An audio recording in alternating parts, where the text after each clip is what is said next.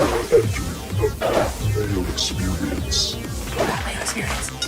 Mayo Experience. Mayo Experience.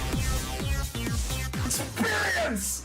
Welcome to the Pat Mayo Experience, presented by DraftKings 2022 RBC Canadian Open. DraftKings picks, final bets, DraftKings ownership, the weather, and of course, the live chat. Some of you might be like, hey, where was the DraftKings show on Tuesday? That's not going to happen anymore. Until next week when there's a major, then it will be back. It will be Rick Gaiman and myself going player by player through the field. Today, we decided that for regular weeks, we're just going to do the live chat, do our DraftKings picks on here, and then take your questions and try to come up with the best analysis possible, not talk over ourselves and repeat the same information. So, if you like that idea, smash a like. If you fucking hate that idea, smash the like anyway. If you want to leave a question, you better be subbed to the channel because that's the only way that you can do it.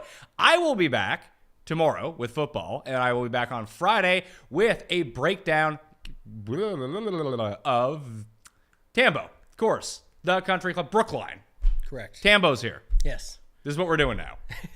The live, it's all up on our mind, man. So it's throwing us off a little bit this week. Maybe that's what I'll end up doing. I mean, no more DraftKings pick shows for the PGA on Tuesday. It's live tour wall-to-wall coverage. We'll see. I don't know about that. You think DraftKings will ever have it? I don't. I feel like they will. Maybe they will for like an intro event. We debated this on Twitter yesterday, but I think there's something to do with just one, the affiliation they have with the PGA Tour, the logo pops up, everything. Two, how much actual interest in there, very niche, whatever you want to call it. And at the same time, just tough to figure. Like it's not ideal. It's going to be kind of USFL-esque, if you will. So that's my take on it. Yeah, and the fields that they had, they would have to come up with some sort of alternative scoring method, I think. I think they would just go to the individual, but maybe like you said, it'd have to be like 3 showdown events or something like that they play it out that way. I could easily see that in the future, but again, it's not going to be enticing where people run to go play it, I don't think. Maybe at a first couple events, but that'd be about it. I mean, the first Ricky one. Yeah, we'll see. With the Portland event, sounds like it's going to get pumped up quite a bit here. So news today, obviously Bryson Reed. Sounds like Ricky was in that article as well. And he was earlier, and it was on Monday with the Phil news too, that it was likely, but he keeps denying it. So we'll see. Well, Patrick Reed was one of my bets this week in Canada. They boosted him up to 66-1. I'm not made of stone. I had to take it. But now I already got my money back, so I feel pretty good about it. I only have 4 bets in this week. I feel like I should add someone. It doesn't feel like enough, but I went to the top. I bet Rory at 11-1. Is it 11-1 or 12-1? 11-1. Hatton at 33. CT Pan at 70 with the top 5 each way. And Patrick Rogers 125. With the top 5 each way. That's all I got. Yeah, I don't love this week either, so it's a very similar spot for me. Like the Rogers guy, I like Patrick Rogers later for a play when we talk about DraftKings, but I bet probably way worse than that. I bet Keith Mitchell at 50. I got Thigala at 66. People are on Thigala this week. That's going to translate over to DraftKings, by the way. Well, it probably can't at 8,700, though. I think that's part of it. People bet him and be happy with it. His ownership still looks to be quite low. Aaron Rye at 100 might be one of my favorite bets, just with the each way there, because I think he's actually better than people think. He's priced decent on DraftKings. I'm going to play him there, too. And then Smotherman, I bet at 140. The Smotherman, I might have to go with double Canadian content. I'll probably have to take like Svensson and Nick Taylor or something like that, just to have a rooting interest. We're going to talk Svensson later. He looks to be pretty popular. He put out a cool video on Instagram, though, with Drake and everybody in it, sort of Drake music in the background. And got everyone all pumped up. Hold on. Drake was not in it. Okay, no. He's not hanging with Adam Svensson? No, he pulled off like a mini Brooks Koepka where he put the song in the background. He goes from LeBron, like Kawhi, the best Raptors out there, to Adam Svensson. Don't see it happen. No, I don't see that. Yeah. By the way, Aaron Rye's not good. Yeah, I think he's better than people think. He has 1 top 10 this year. Oh, yeah, I believe it. I just think, again, he also has 1 top 20 this year. If we do that for everybody in this field, especially when we get down to that range, you're going to have a lot of those situations where it's guys that are not good. Look at some of the replacements that got into with all the WDs. Well, this is the main reason that we shifted this show today, and it should be a program, I think we're going to go at 9 a.m. Eastern, 9:15 a.m. Eastern, after next week. Yeah, next week, I think, is the last week we said next week will be at noon Eastern, and then we'll start going earlier in the morning so people have more time to digest this. Yeah. You get to work, and you're like, fuck, I don't want to work. Let's tune into Mayo and Tambo. See if we get some questions answered about golf that week. But you get the whole day to consume this information. So you're really only losing out on like 12 hours of the DraftKings show. I still wanted to make it accessible for everyone. But so those are the bets. DraftKings wise, I don't know what to do this week, legitimately, in terms of I know who I want to play at the top. I'm probably wrong about who I want to play at the top. At least I have an idea of who I want to play at the top. I know who I want to play in the 7s. I know who I want to play in the 9s and 8s. There's not a ton, but there are guys that I like. You get to the $6,000 range this week, which is necessary if you want to play some of the guys that I want to play at the top. I don't know what the fuck to do. Yeah, and it's tough too because the 6K range, we're talking about this all week, but I think it's 93 or 95 guys after the WDs and guys get in the field, and they're literally all bad. Like 95 guys, and 95% of them are absolutely horrible. So that makes it a little bit more challenging. I'm doing it a little bit different this week. I know a couple people talked about this that I trust and think is a good way to go about it, and what I like for my process. But it's normally you're taking stands at the top and sprinkling at the bottom because who knows who the magic guy is going to be. I'm sort of flipping it. You're reversing it. Take my stands at the bottom, hope that those are the guys, and up top, it's anybody's game. You don't even know. Again, there's motivation factors with the major next week. I try and eliminate those just because you'll never really truly know. Like I think Scheffler, JT, those guys come here to win. Try and win, and I think that's true. But I think also if they're out of it on Thursday or Friday starts poorly in the first 5 or 6 holes, I think they do just mail it in and say, let's move on. Why would you stick around for the rest for that purpose? So I'm not saying they're going to mail it in on purpose. I'm saying if they're already halfway out, why not go all the way? So there is some of the motivation factors. And then this field drops off. I'm not one to complain about fields, but in general, just looking at this one, it is literally a cliff that happens very quickly. You can put the brakes on all you want, but you're still going off the end after the first 8 to 10 guys. Well, the big thing is it's 156 players. Yeah. And if it was 120 like we had last week, you'd be like, okay, pretty good field. But now when you have to start adding backfilling the back 40 guys, you're even going to see this at the U.S. Open next week. Like there's 156 players. Top 60 in ties make the cut next week, which is always a fun one. I love the U.S. Open. The funny part about the Canadian Open is kind of like the irony of it, I guess, being the week before and whatnot, but it's worse than the U.S. Open. Obviously, it's not a major, but the point of, like you just mentioned, at the U.S. Open, we've got all these amateurs and guys that qualified and randoms that you can just knock out of your pool. Here, it's like way worse. We have Canadian amateurs that are getting an exemption and a free pass in and whatnot and all these things that it just makes it way worse. So it is very tough, but like I said, that's why you just got to take your stands at the bottom and then mix and match the guys at the top. There's plenty of 2v2s up top that you'd have a hard argument to make either way. I was really hoping my golf coach would get in. He went up to try to qualify. I think he missed it by a shot. Yeah, there you go. That sucks. Oh, it's the worst. And that was for this. That was for this. Yeah, he qualified for the qualifier, and I think he missed it by a stroke. Yeah, I wasn't following that heavily. I did see some of that stuff, but like the U.S. Open qualifiers on Monday, like Danny Woodhead was out in the field, and a couple other guys. There was just some interesting stuff out there, but a lot of the guys, even in this field, did get in. One guy we talked earlier about, Svensson, a bit of a situation. I don't know if it bothers you or anybody else, but I mean, that's, he had to wait it out an extra night in Ohio to go back out and play a 5-for-1 because he finished T13 and there was only 12 spots. Then he didn't get in. He went out on the first hole, has to stick around to wait because then there's alternate positions they round you out with. And then he puts out the hype video on Instagram, and now it looks like his ownership is like 10% plus. So it seems like a bad spot, and I know it's his home open and all that, but it's not like Canadians absolutely crush here as it is. We'll talk about Connors and Hadwin, but it's already a tough spot when it comes to that. Now you got a range at 7,100 where there's just a billion other guys that you can play. Well, actually, let's talk about the U.S. Open qualification for a second, because when I threw out the $6,000 guys, because sometimes I'll do that. I'll put a question out to the peoples on Twitter, to you out there on Twitter. Who do you like in the $6,000 range? It was one of two names everyone said, or guys that did well in their U.S. Open qualifications. Like, Jonas Blixt, watch out for them this week. He qualified for the U.S. Open. It's like, that's great. But you could spin that so many different ways. You could spin it that he played against a bunch of jabronis in this Canadian qualifier in order to get in. He played well. That's great. But maybe he's like, hey, this is great. I'm in the U.S. Open. Who cares about this week? Yeah, for all those guys. I think that, again, that's another thing about this field that makes it a little more unknown, just because who knows how those guys play. For, like the Svensson example, had he have got in, he would have been playing with free money in his home open, maybe feeling pretty good, knowing he's in the field for next week. Now he should have to grind here to try and get it, or hope that an alternate spot opens up or whatever. But at the same time, I just think in general, you're never going to know that stuff. So you have to sort of eliminate that in your process and just stick to what you normally do. Or you just say, this is what I'm going with. Or go with that. Yeah, or go with it. Yeah. But don't be like, well, this guy, he just qualified, so maybe it was a lot of like the Svensson thing. Like there was a lot of stress for him, whether or not he gets in or not. Like that's going to play with his mind. But this guy who was -9, I mean, he's great. Obviously, he's going to be good this week. Yeah, you got to pick your guys. I like that angle. It's almost like Raza doing his stacks where he does like all the best. If it's a driving distance course, he'll put all the bombers together. But I think for something like this, it's still tough because some of the stuff will be brought up. Like, did you see Christopher Gotterup? down there at 6,300. You'll see him. He did win his Q. He is going to be, I don't know, 98% owned this week. No. You can't even get close to 10. I know, but it's just every person I know. I mean, that's not a bad play. Actually, let's end with him. Okay. Because everyone who's sharp about golf Is playing him. And everyone. people that are sharp at golf still don't know who he is, so might not or just are finding out about him today. So small steam, but probably not as much as you think. But is it a good play? I think so. Yes. Okay. I think he could have easily been 7K if you actually know anything about him or go back. But haven't we seen this a bunch of times? Like, not everyone, because this is the place where Morikawa made his first start. Yeah. But all the buzz was around Hovland at the time. Because those were the two that were coming out. Hovland had played in the Masters. He had the U.S. Open qualification. Morikawa was in that too, but no one really knew who he was. Morikawa came out, I think he was T14. He did. In Hamilton. He played really well that week. Yep. I can't remember if Hovland played or if he beat Hovland or what happened. I was like, man, this Morikawa guy's all right. Then he went out and he lost to Vic at Pebble Beach, but I think he came like T35 at the U.S. Open. Vic was the low am, right? He was, but Morikawa was right behind him. He was pretty good through 2 rounds and faltered a little bit on the weekend, but still came inside the top 40 at a major in his second career professional start.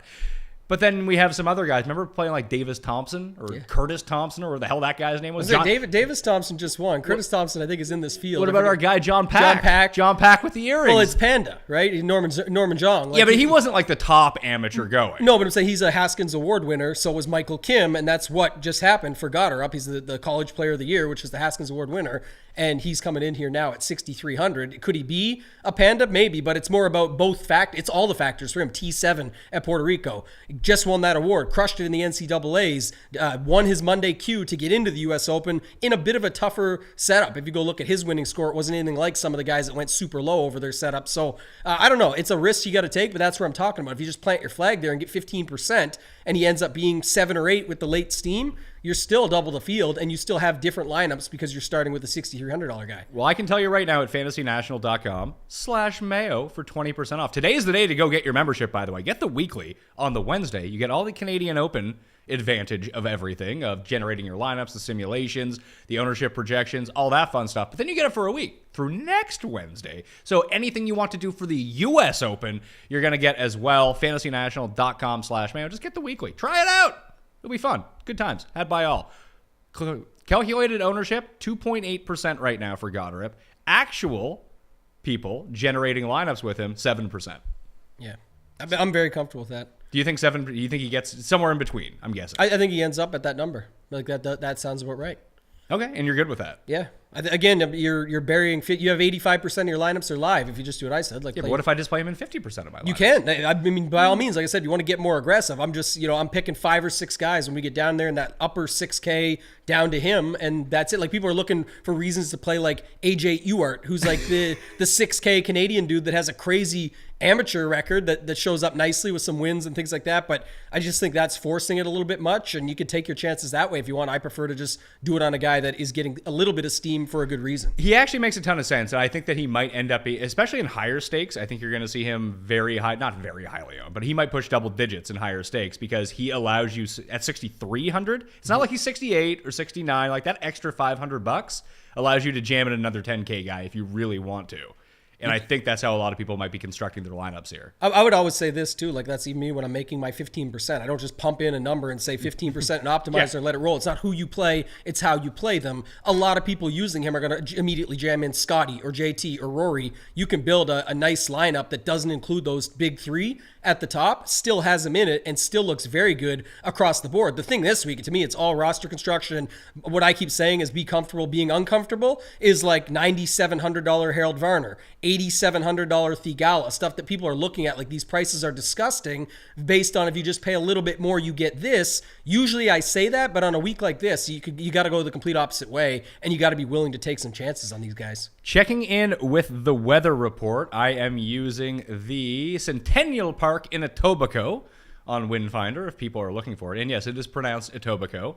Americans, even in that Netflix documentary, Don't Fuck with Dogs, were just butchering poor Etobicoke. What were they calling it? Etobicoke? No, the Tobe part wasn't there. What was it, Paul? It was like Etibicoke. Tibuco. Gosh, reversing all Either of way, it. it's a Yeah. Toronto fucking suburb is Yeah. what it is. It's just outside of downtown. Yeah. So, you can take the up train. Like, it's in between downtown and the airport, if you're wondering, like, Oh, I was where thinking it of is. going. I know you were thinking too, and I was like, I looked at it. I think it was like 15 minutes from the airport or 20 minutes from the airport. You could get there. So Listen, if we're in a sweat on Sunday, on Sunday, we'll fly up in the morning. fire up the private jet. Fly her up the PJ, and Yeah. we're gonna go. We'll stay with Feinberg because we'll have spent all our money on the PJ. Yeah, but the weather doesn't look great on Thursday. It looks bad on Thursday. It's gonna rain in the morning all the way up until like 10, 11 a.m. Like, not huge rain, but Toronto rain it pours. It's like anyone who lives in New York, anyone who lives in, like, I guess Boston's a little bit different. For us, but, Vancouver too gets it pretty bad. At yeah, times. but Vancouver's a lot like where we live, where it doesn't really shower. Yeah. It's just kind of raining. Like, you can play golf in the rain here. It's more like Scotland in that way here, Yeah. where, it's just going to be like misty. Not in Toronto. It's very rarely misty when it rains in Toronto. It just dumps.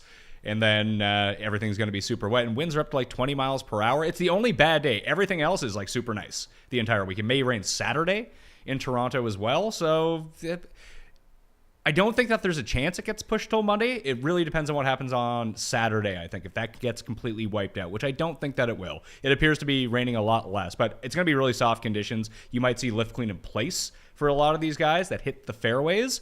So it then just becomes a 7-iron and putting contest a lot of the time if guys are going out of their way to hit fairways here. And the fairways are rather generous. Like, there's a lot's been made that you have to hit them. And you do have to hit them, but you can hit them. And that's not that big of a deal. You can club down, no problem at this course. Yeah, I think that's going to be the case, and we'll get to it when we talk to a guy like Cam Smith or something like that, where, again, their issue is usually a little bit errant off the tee.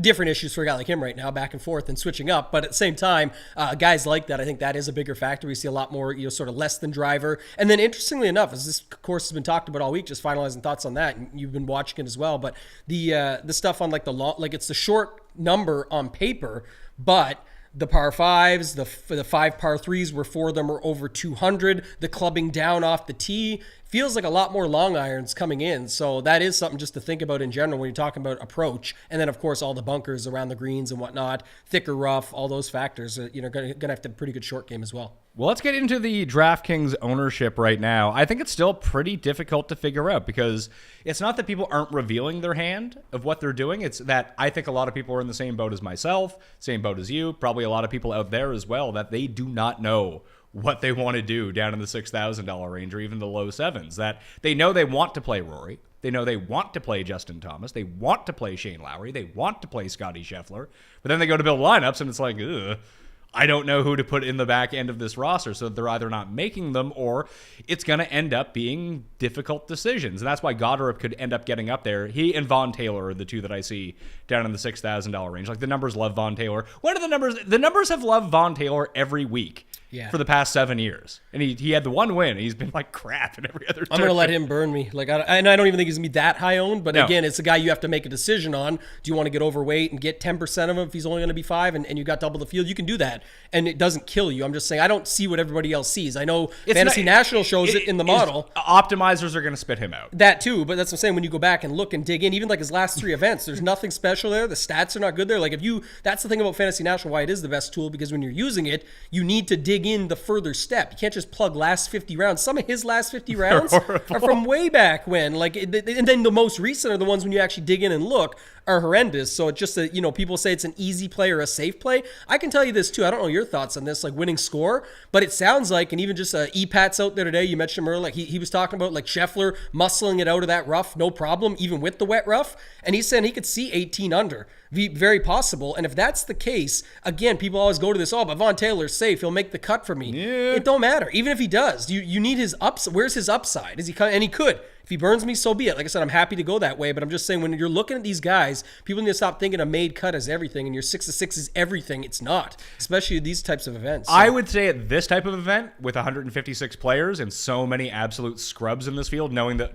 20 of them are going to make the cut, I do think the 6 of 6 percentage is going to be like 3% this week. Oh, it'll be lower. I'm just saying, even when you have that, it's so top heavy in these tournaments. I'm not playing to min cash or to make sure I turn my $20 into 50. I want the $200,000 at the top. So I'm saying I'm looking for more upside and firepower, especially Tambo going to these too large rich fields. over here.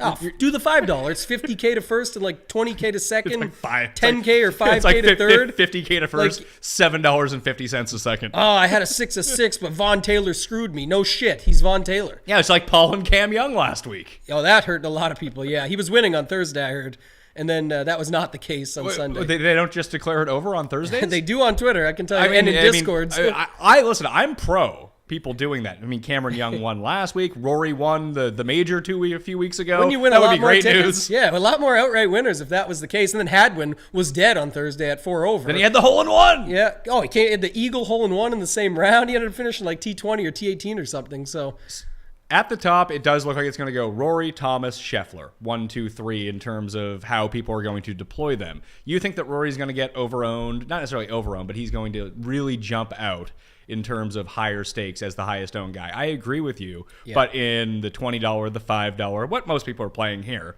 I do think it's going to be a lot closer. Scheffler will be last, but it will be within 5 percentage points. Like basically, yep, I was going to say 3 to 5. So pick and choose the one that you want. Cameron Smith is the one that I'm very iffy on. I'm not betting him at 10 to 1. I know I bet him last week, and he did the exact opposite. He went back to being Cameron Smith last week. So all the tee to green prowess he kind of wasted at the PGA Championship. Then he just chipped in every third hole, and that was fine until that stopped working and he blew up on Sunday. Yeah. But on paper, I do think this is a really nice course for him.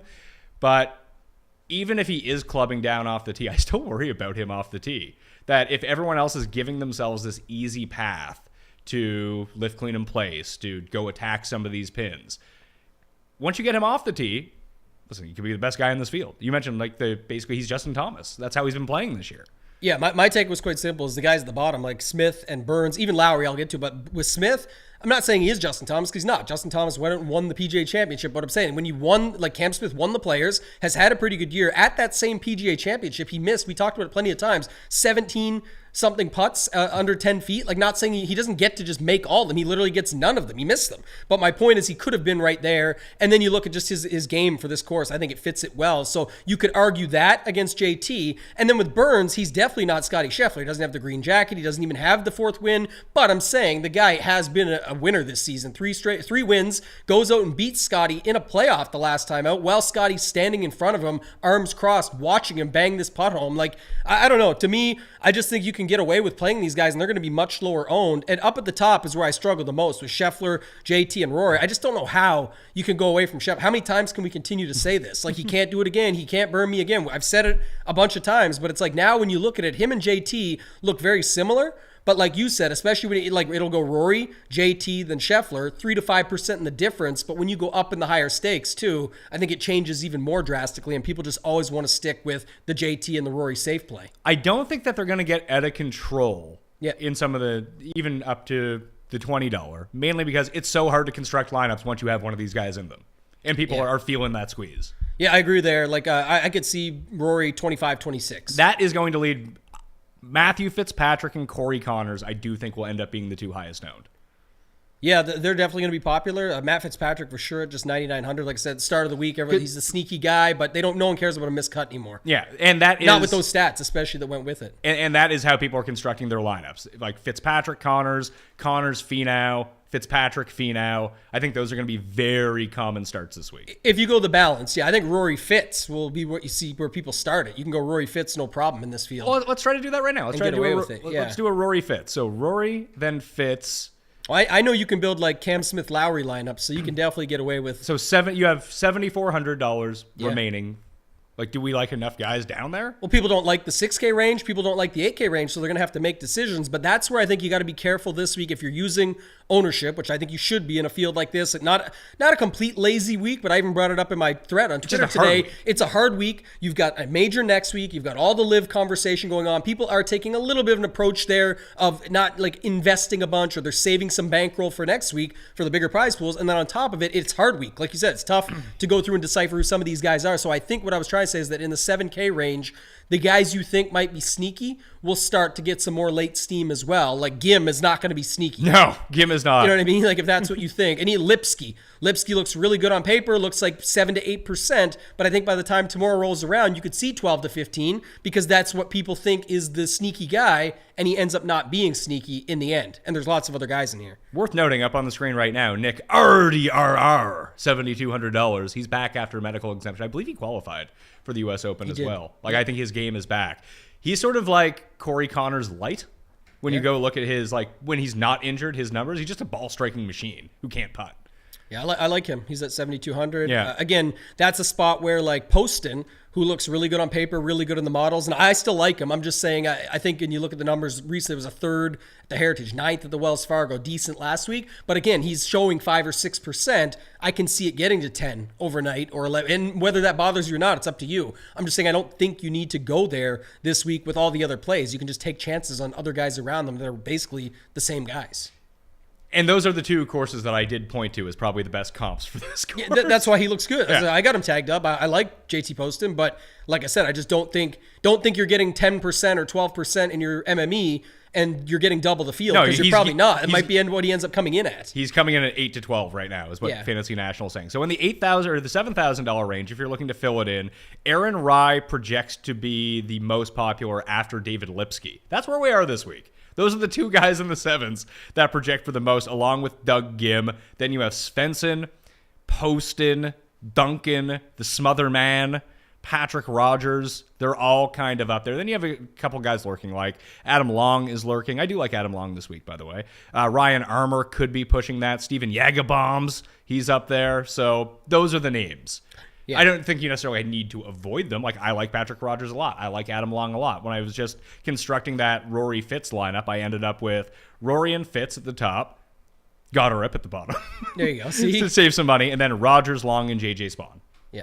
All plays that I think are fine up the middle there. And like I said, that's going to be a common build because if you use Goddard up, it goes to a guy like Rory who's the most popular. So you got to think the majority of stacks between Goddard up and any of the top three, the Goddard up Rory one is likely the most popular because Rory's the most popular. So just the math. But that's what I'm saying. And then you start putting in the plays that, look, Rogers, Spawn, the guys you mentioned up the middle, Long, all seem good, but they're all going to get a little bit of steam late too. So just it might not be the best way to go about it, but at the same time, I think it'll be a common way people go about it. It may or may not, because I think those guys in the middle, Rogers, Nick Taylor, Spawn, Adam Long are all like decently popular. Right above them, you have three guys that a lot of people are using. Todd, Pan, and Aaron Rye are all going to be relatively chalky. Anywhere between like 12 and 18%, depending on how that all shakes out. So I think that that's a more popular range because right below them, you have the Smotherman and Duncan and Lipsky. So I think it would make a lot more logical sense that instead of going the three that we did, Fitz, Rory, and Goddard, and then going Long Spawn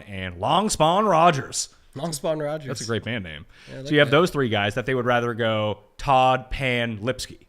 I think that's more common. I think you're playing like a 3v3 there. Yeah, I think almost everything you're doing this week is based on the situational of the like if you look at the top range, Scotty, JT, Rory, but below them, Smith, Lowry, Burns. I like the bottom of that range to be different. You go to the 9K range, it's Fitz, Connors, Finau, so squeeze them. Varner, Hatton, Munoz, Kirk, Mitchell, any of those 4 or 5, you can mix in those guys and avoid the situation there. And then in the 8K range, you just mentioned it, it's obviously Todd and Pan, and then you got to include Rye even at 7,900. You've got guys below Rye in like Hubbard, Long, Rogers, Spawn, who you mentioned. And then if you go above, you like Justin Rose, Thigala, Vegas, Rasmus. There's guys there that you could play that are, there's no way you're sitting there and telling me they're that different for when you're talking about the difference in ownership. It's just not true. No, so the way, like you said, Todd, Pan, and Rye all between 12 and 18%. Then you have this entire range.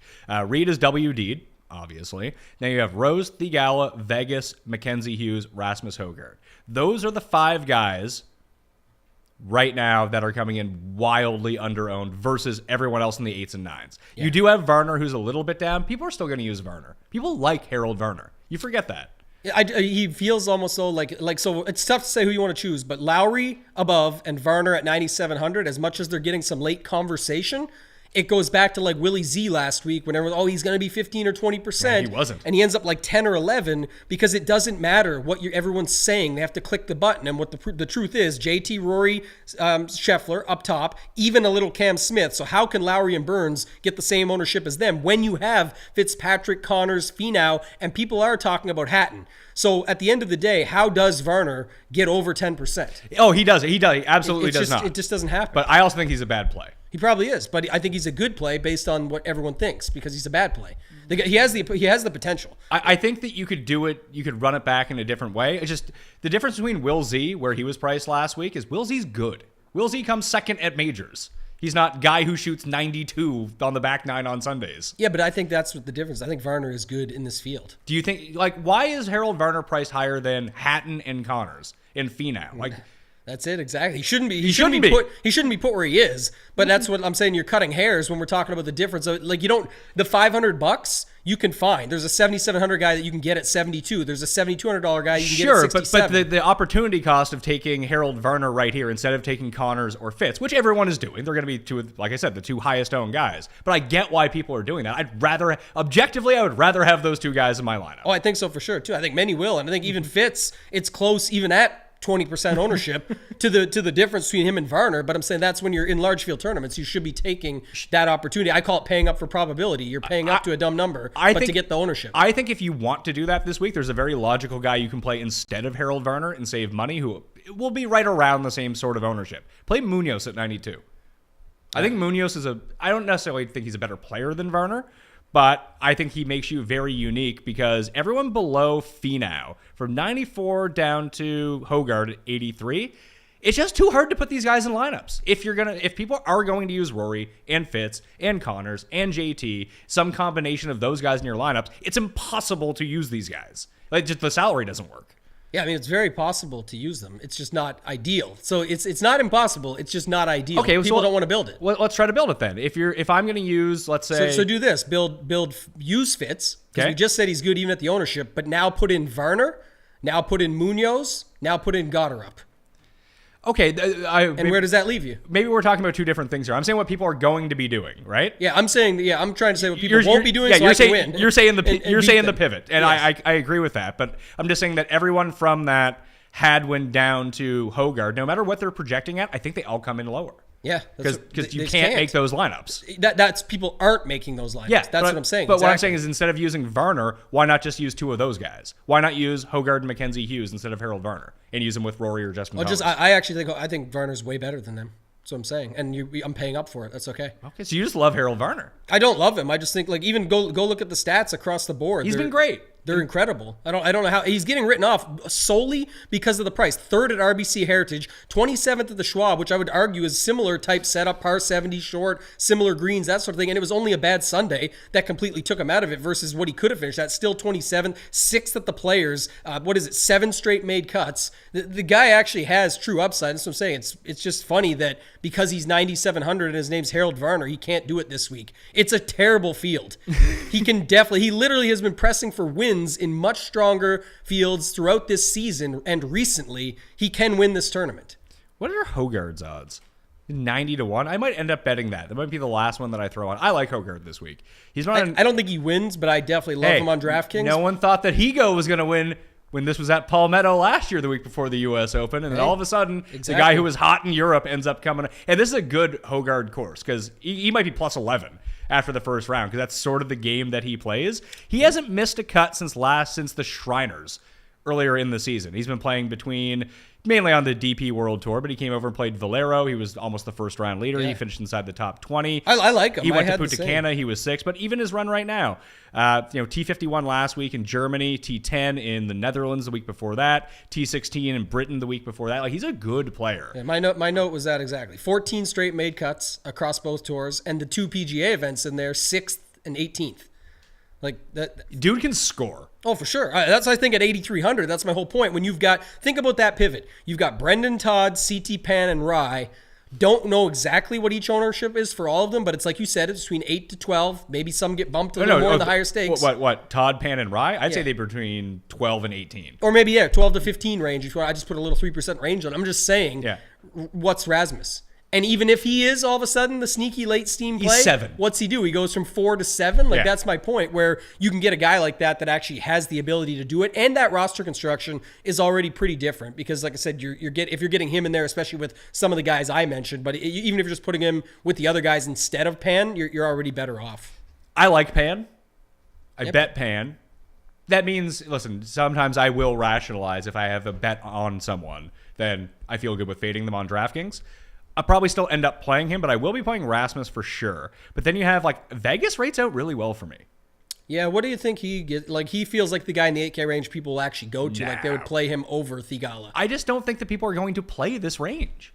It's definitely going to be overlooked either way. Like, what we're seeing is what we're going to get. Like, because Kirk is going to gobble up a bunch of ownership. Keith Mitchell, I think, is going to be popular, but not too popular, like 9, 10, 11%, something like that. Then you have Rose, Thigala, Vegas, Hughes, and Hogard.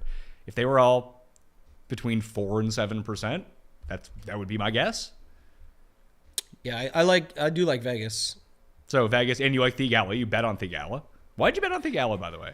I just think he's better than people think. And when I thought about it, he's not actually good in the stats when it comes to the bunker play. But if you watched on Sunday, he had a couple nice shots out of the bunker there. He's been pressing 5th just last week at a very tough course, obviously. So I'm going to play him based on that coming in. And again, another guy. Look, last week, what did everybody do? Cameron Young, Davis Riley, Mito, Neiman, They were Homa, good. all that 8K. The winning lineup in the main $20 was 5 8K guys and Billy Horschel at 7,900. You never see that, and I don't see that here. It's completely different. But I'm saying these young talents are just so much better than people think. So while you can't rationalize 8,700 right now, it's because you're used to seeing Thigala in strength of fields that are much better. This just looks strong because the 3 guys at the top and the couple that trickle out behind them. After that, it's really not strong at all. So he is much better than 6,800 or 7,500 of a price tag. So you got to pay up for probability again, but I'm definitely doing it. He looks to come in around maybe 5 or 6% owned. Even if he gets a little late steam and you give him 7, he still looks pretty good to me. So I'm in on Thigala. I just think if you play the 1v1, I think you make a very compelling case there. But if I have to play one of them, I'm taking Vegas, who's $200 cheaper in the same ownership. I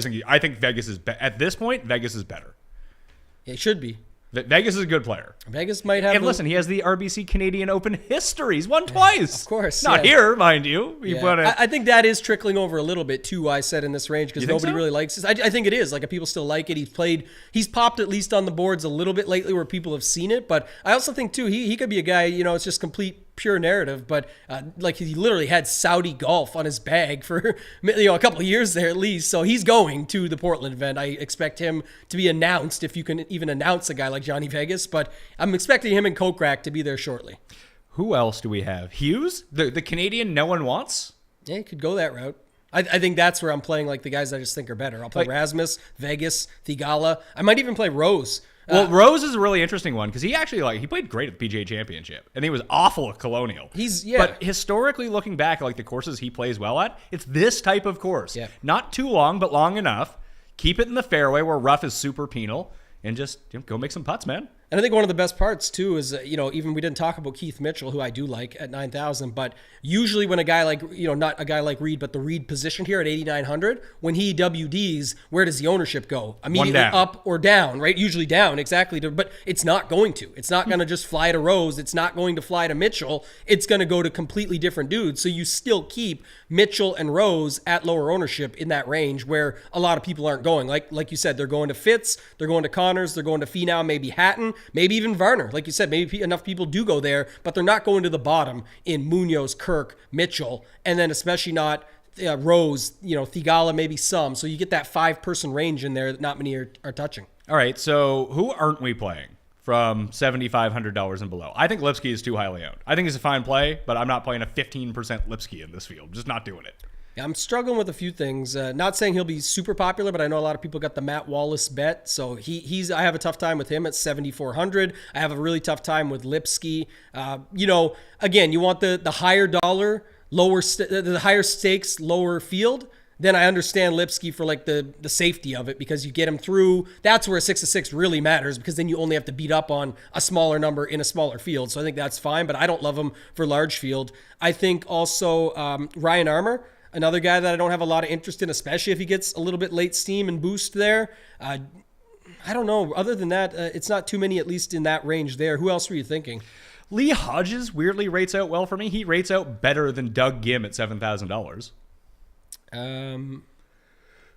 He actually is very close for me too, surprisingly, but that's because Doug Gim's getting like 10% ownership mainly. So Yeah, well, that's the thing. Like, because Gim is sucking up so much. Oh, here you go. There's no Keegan this week, Paul, for you to play, but Andrew Novak is $7,000. That's your guy. He's a bomber. I think this course is what, 7,014 yards. Yeah. This is not an Andy. This is not an Andy week. Not an Andy Novak week. I don't think so. add Svensson to that list. It's a little Drake hype video. I'm out. You're out. Yeah, I don't like it at 7,100. I'm surprised he got the ownership he did, to be honest. I don't know why everyone loves him so much, but I just don't get it. I mentioned earlier all the stuff with the U.S. Open qualifier, staying over late, all those factors, but also, like, it's not really, like, even if he puts it tight, this is when you get these smaller greens. These are 4,000 square foot greens. He's not like he has the world's best around the green game, and he's not good at making the 5 to 15 footers. Those are what he misses 24/7. So that's what you need at these shorter courses like this. So I really do struggle with him as well when you have all these other guys in the range, right? You can take some chances on other guys. I had Novak as okay. Again, I don't mind the bomber angle so much. Like, if you want to take some of that. And then I go down to like the upper 6K range from there. That's where I have a few guys. All right, so let's hear it, because I'm an open book here. You can you write in some plays for me. I've heard Kadira pop up. Wyndham Clark was somewhat popular. Jeff Ulrich's boy, Luke Donald. He's getting some little bit of talk here. Hayden Buckley, weirdly, rates out well for what I'm looking for here, although his approach is atrocious, and so is his putting. Yeah, Luke Donald, he came T3 in 2010. So there we go. Got to play him. At this course, he's got the course history for real. But no, I don't mind. I'm looking more for talent and potential upside. Carlos Ortiz is someone that stands out to me. He's been bad. I'm not really looking at what have you done for me lately, just more taking some shots. Bryce Garnett, like him on this style course more, just put it in the fairway, put it up there. I think he's interesting. Callum Tarrant, he did qualify. He qualified. But before that, 3 straight made cuts, T5 back at the Puerto Rico Open, T30 at the Honda Classic, which is a tough course, a pretty strong field, so I don't hate him. Sam Ryder is my Buckley, so he pops for me. I don't know why. But Did you include Eagle Rate? Hey, he holds out. So if you include an Eagle Rate, then you're going to see a lot of Sam Ryder. I didn't include it, but that is true. He's definitely got a hold out for us. By the way, Corey Connors, we didn't talk a lot about him up top, about Canadians doing poorly, but he gets 20 par threes if he makes the cut. So that must mean at least one hole-in-one, I'm thinking, right? For Corey Connors, this guy is 23 interests to one last week when Hadwin made one, and so he almost followed it up. And then Danny Lee is where I was going. So low rounds at the Colonial. He shot a 64 and a 65. What did he follow those up with? 81s? It's what he's capable of, Pat. So he feels more to me like a showdown play rather than having, because if he has the bad round on Thursday, you're cooked. Yeah, it's true. Taking chances though, him, Scott Gachewski, right? Like him, yeah, 6,500. I feel like he's more of a bomber. He is. I think he's also like 45 years old or something. Yeah, he's an old dude, right? He's boom or bust, but you're not getting much down here. Streb, and then Gotterup, like that's sort of where it rounds out. So, is there? Let's say we thought, I keep hearing Chris Gotterup's name over and over and over and over. Is there anyone else you can use down here that wouldn't make you feel bad? Like, what about the good Wolf, Jared Wolf? I see his name on made cuts sometimes. No, none of these guys. I think there's actually merit to just fade this entire range, and that's why I'm not going crazy with Gotterup, because while some may lock him and just say I'll take the talent and roll it out there, I've got no problem if you want to do 20 to 30% even, but I prefer somewhere in like 15 to 30. I'll see what it actually ends out at, and then it gives me 70% of my lineups that I can just ignore this range altogether for the most part. Ben Martin? Possibly. I mean, I wouldn't hate it. Like, again, from talking from potential and upside, it's just not a guy that I love. But like I said, I just don't. I think it's crazy that there's 95 guys in this range and 95% of them feel unplayable, maybe more. So for you at the very top, just to recap, mostly Scheffler, Cam Smith, and Lowry for you? Scheffler, Cam Smith, Lowry, Burns. Way less Rory than, especially like thinking of my high stakes lineups where he gets even more popular. I might lock Rory. Just move off. Yeah. That sounds good. 100% Rory, 100% Gotterup. Let's go. And then move on to next week? Move on to next week. With potentially less money. No, but listen, I 2 bets that I didn't mention. I bet Swafford at the Live event. Okay. Because I thought that all the odds got beat down throughout the course of the week. Oh, I know. But he was 55 to 1. I should have bet him at 66 when I saw it earlier. But he's behind he's won on the PGA Tour this year. Yeah. And they are treating him like he is on the Challenger Tour. I wouldn't put it past him. And the first event coming out, DJ's got a healthy bank account. Everyone's all set up all the properly. top end guys, they've all been paid now. It feels like Kevin Na big time to me. I don't know. I think it reeks of Louis. So I played a Rory Louis double. I saw that one you got. I actually do think you're right. It feels like Na or Louis. That if I had to just say those two, obviously those Euros and stuff look good that people got at crazier numbers than we can get now. But that for me, I just don't feel like it's going to be a DJ Gooch, something like that right out of the gate. So we have those two, and I played a Rory double.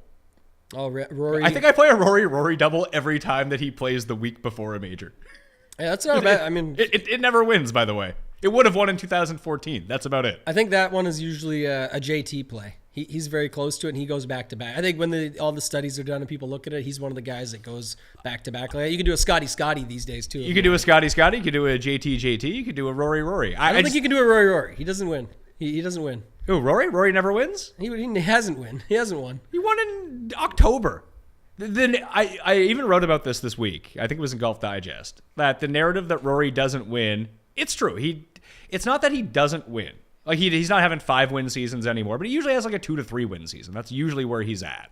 And it seems like he doesn't win as much as the guys at the very top because he's in contention every fucking week and doesn't win. That's the thing. He's second. He's not in contention until he is in contention. So sure. He shows up on score. He shows up on the leaderboards at the end of every week. Okay, yes. Which is the challenging part with But that's Rory. the part when people say, oh, Rory doesn't win. It's like, look, he was second here. He was fifth here. It's like the guy just can't close. But you're correct that he's not actually in these tournaments. But people would think that he wins more often if he just fucking missed more cuts. Yeah, I mean, you're as dialed in as anybody, especially as me. It's more so I'm saying casual fans look at it like, oh, Rory almost won the Masters. I saw he came second there. Yeah. He literally had I think he got to like 1% on Sunday, needed the hole out bunker on 18. Everything still wasn't getting there. Like, it was just never happening. But people look at it and like, oh, he almost won the Masters. Yeah, like he had this run, just coming like right before COVID. It was like 6th, 19th, 1st, 3rd, 1st. Like he just went through like that stretch. Yeah. He hasn't had one of those runs in a while with the breakthroughs, but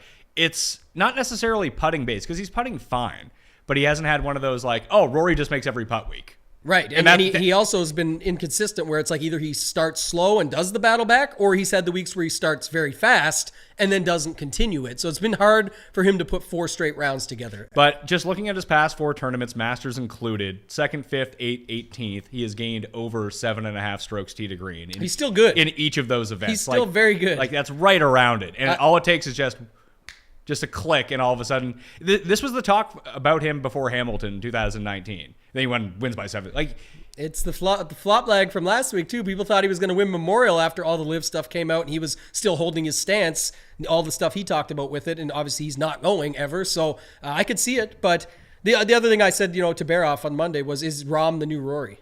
Because now Rahm just does that all the time. He just gets his top 10s, and it's like, but everyone says the same thing. Never wins. Won the Mexico Open, barely. Who cares? Right? Who cares too? On top of it, like there's all that. So is Rahm the new Rory? That's the new thing. Oh, wait till Scheffler becomes the new Rory. It's gonna happen.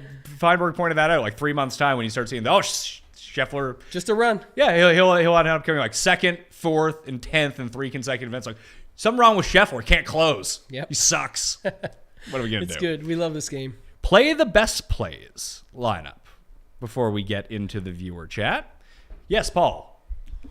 CT Pan out. Ah, shit. Withdraw? I mean, it just constantly, I'm just. Is he going to the Live Tour too? Who knows? He actually could be. Ah. He definitely could be. So, like, Brendan Todd's going to take on a whole bunch of ownership. Aaron Rye. Oh, yeah. Those two guys are basically Hogard. Give Rasmus the steam. Here's what I'm doing. Not sneaky. I'm taking my Pan money at 70 to 1 with the each way. Yeah. I'm moving him to Hogard at 90 to 1 with an each way to the top 5. That'll be the quick switch out betting wise that I'm going to do there. Good catch. I'm glad we got to that before the end of the show. Pan was probably a horrible play too.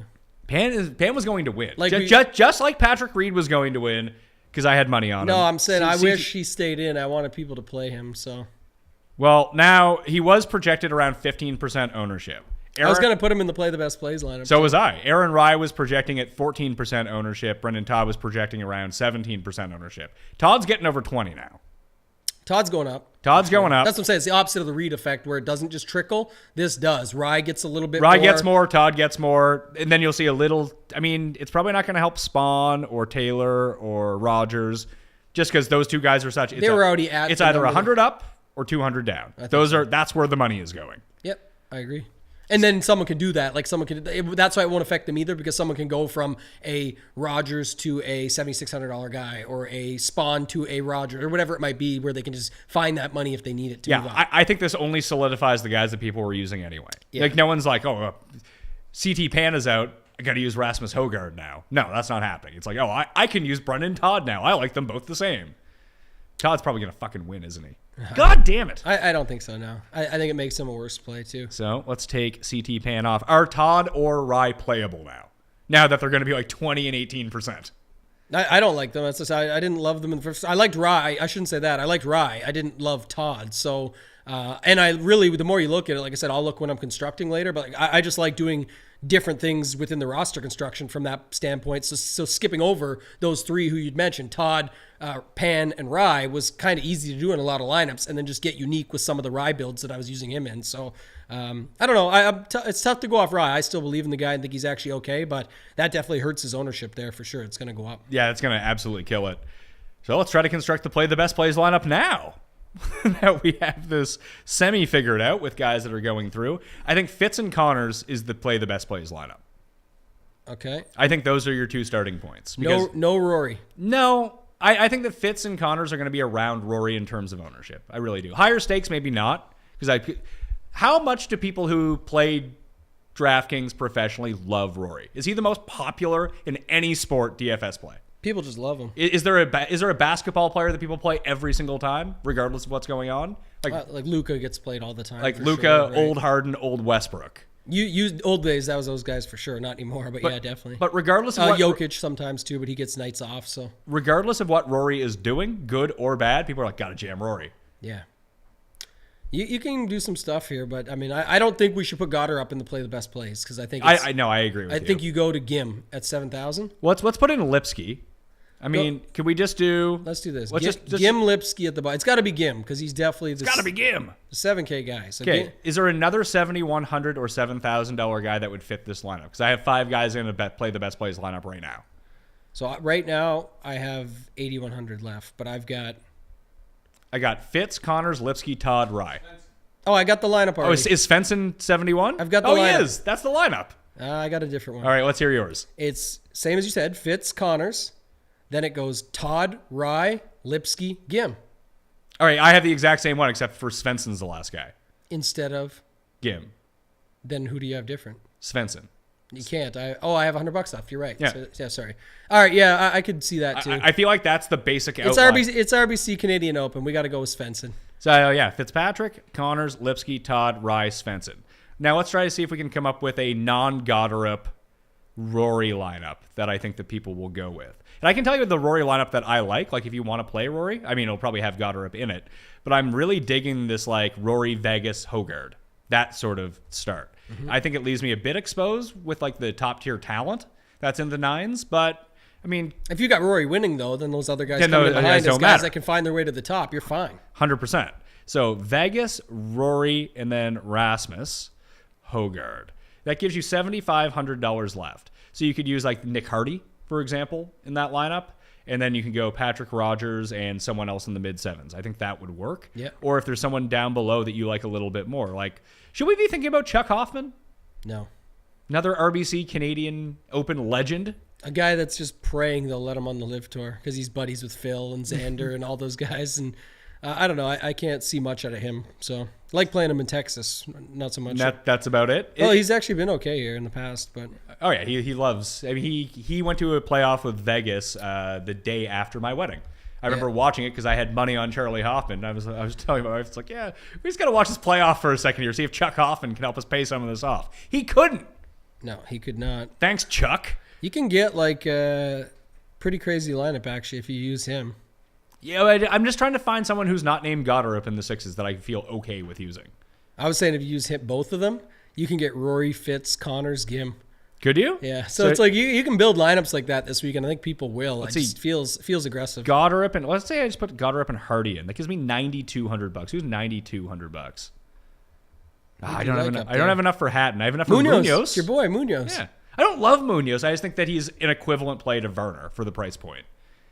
And I think he gives you more flexibility, like I said, because you can't really fit Varner into this lineup. But Rory, Vegas, Hogard, Munoz. And people love Munoz. Like, I don't know why. Like, if you look, he had the T3. I'm just game log watching right now, but T3 at the Byron Nelson. Everything else is a walking T30, like T39, T36. That is not what Varner is. Varner just fucks up on Sundays. So sure, but all the results count exactly the same. Cameron Young was doing great until Sunday too. No, like, I know. if you just game log watch with. But he's like T16, T11, T22, T6, T3, a T27 that was just a 78 on Sunday. So I just don't think they're the same guy. And that's an example where it's $500 and you can play Varner. But I don't have the $500. Well, I know, and everyone wants to go up the $500 too. Exactly. And I get it totally. I would like to get up to. I would like to find a way. If I take out Hardy and I take out Munoz and I play Hatton, because I really like Hatton this week. I think it's a great Hatton course, and I do think with being jammed in between Finau and Connors, whatever his ownership projection is, I think it comes in less. Yep. For one thing, so that gives me $6,900 left to fill out a lineup. Who is that last guy in? That is the tricky part here for me. Is it Brandon? Woo! I don't think so. You could go back to him. I don't think so. But. Like Von Taylor would actually fit perfectly, but I don't like him. Bryce Garnett. I like your Bryce Garnett call. I'm not afraid to use Bryce Garnett. I think he's fine here. Yeah, I definitely like him at 6,700. He won't get anything that you need to worry about. Rory, Hatton, Vegas, Hogard, Goddard, Garnett. Win me money. There we are. Yeah, you have up to 6,900, like you said, so you could get your Buckley or your Clark on, your Luke Donald. There's a lot of options in there if you wanted to. I looked into a few of those guys, even Buckley. Wasn't great. It's not good. I'm not playing fucking Luke Donald either. It's not happening. Yeah, he's to me like Von Taylor. If those guys crush this week, I'm dead because I just don't see the upside. When do they crush though? That's what I'm saying. That's why if they somehow did, but that's why when people are talking, again, not like they're talking about them heavy. They're not going to be chalk. It's just they get mentioned enough, and I never see upside out of them, so I wouldn't play them just so I could say I got a made cut. I don't want those 6-6 lineups. Basically, is what I'm saying. Paul, do you think that we should include the live chat portion on the audio podcast? I'll throw that out to the audience too, just because this is most likely going to be like sort of like an hour long, 45 minutes to an hour long show talking through the plays now that we don't have the other show. And then, do people care? I mean, I'll throw that out to the people. Do people? I'm not gonna lie. If I was on a pod, like once you start answering the questions, I probably would tune out. I think two things. Because One, you can't see the questions coming up, so you don't know if any of it's pertinent to you. Yeah, that's true. If you're leaving them, as I say, you would have to read them out like you do. You usually read the question out. I think there's actually good value in them. I think one thing, there's timestamps. Turn the shit off if you don't want to listen to it. Two, you read the questions out. So there's actually a lot of good knowledge to be picked up within it. I agree with you on that part, but we're now at the point where if this ends up going like an hour and a half, an hour 45 minutes, the auto download doesn't work for Apple, and I lose my numbers. You know the back end stuff. Yeah, then I lose my numbers. You could chop it into 2 podcasts. Too short for them. Yeah, but then if you throw 2 podcasts in one day, one of them inevitably just does horrible. Nah. That's how that game works, because it will only auto download one of them. We got to record on Tuesdays, so you can put one out on Tuesday. That's what I was. That's why I initially asked you if you want to do it on Tuesday nights. Yeah, Tuesday nights is bad for you though. Bad, but yeah, we can work on something. I hear what you're saying. Anyway, let's get to your questions. I know that some people put these in over an hour ago, but this is how the chat is going to work right now, at least for the rest of the season. Let's see here. No, I'm on Twitter. That's not where I want to go. Oh, by the way, the Cut Sweat show for the U.S. Open, we're going to do it, try to do it. We're going to do it through Twitter Spaces because that worked out so well when I did it. And people can just have their phones in front of them while they're watching. We don't need like an intricate setup. And we do it audio only anyway. And then Paul can take that Twitter Spaces feed and stream it live to YouTube at the same time. So if you like want to get on, I mean, I don't know how many like colors I'm going to take throughout the course of the show, but if people just want to jump on, jump off, it feels like it's more accessible when you do it through Twitter Spaces. And if we can feed it through YouTube at the same time, I think that works out pretty well. I want to check it out for sure. All right, well, that's good. Will the play the best plays lineup be involved? Yes, absolutely. 3 favorite DFS plays in the $7,400 to $7,000 range. I like Nick Hardy, and that's really about it. All right, I feel like we'll have answered a lot of these questions already. Yeah, but like again, before some of the stuff today, it was like JT posted I liked, but Jagger, Hardy, maybe Lee Hodges. We'll see.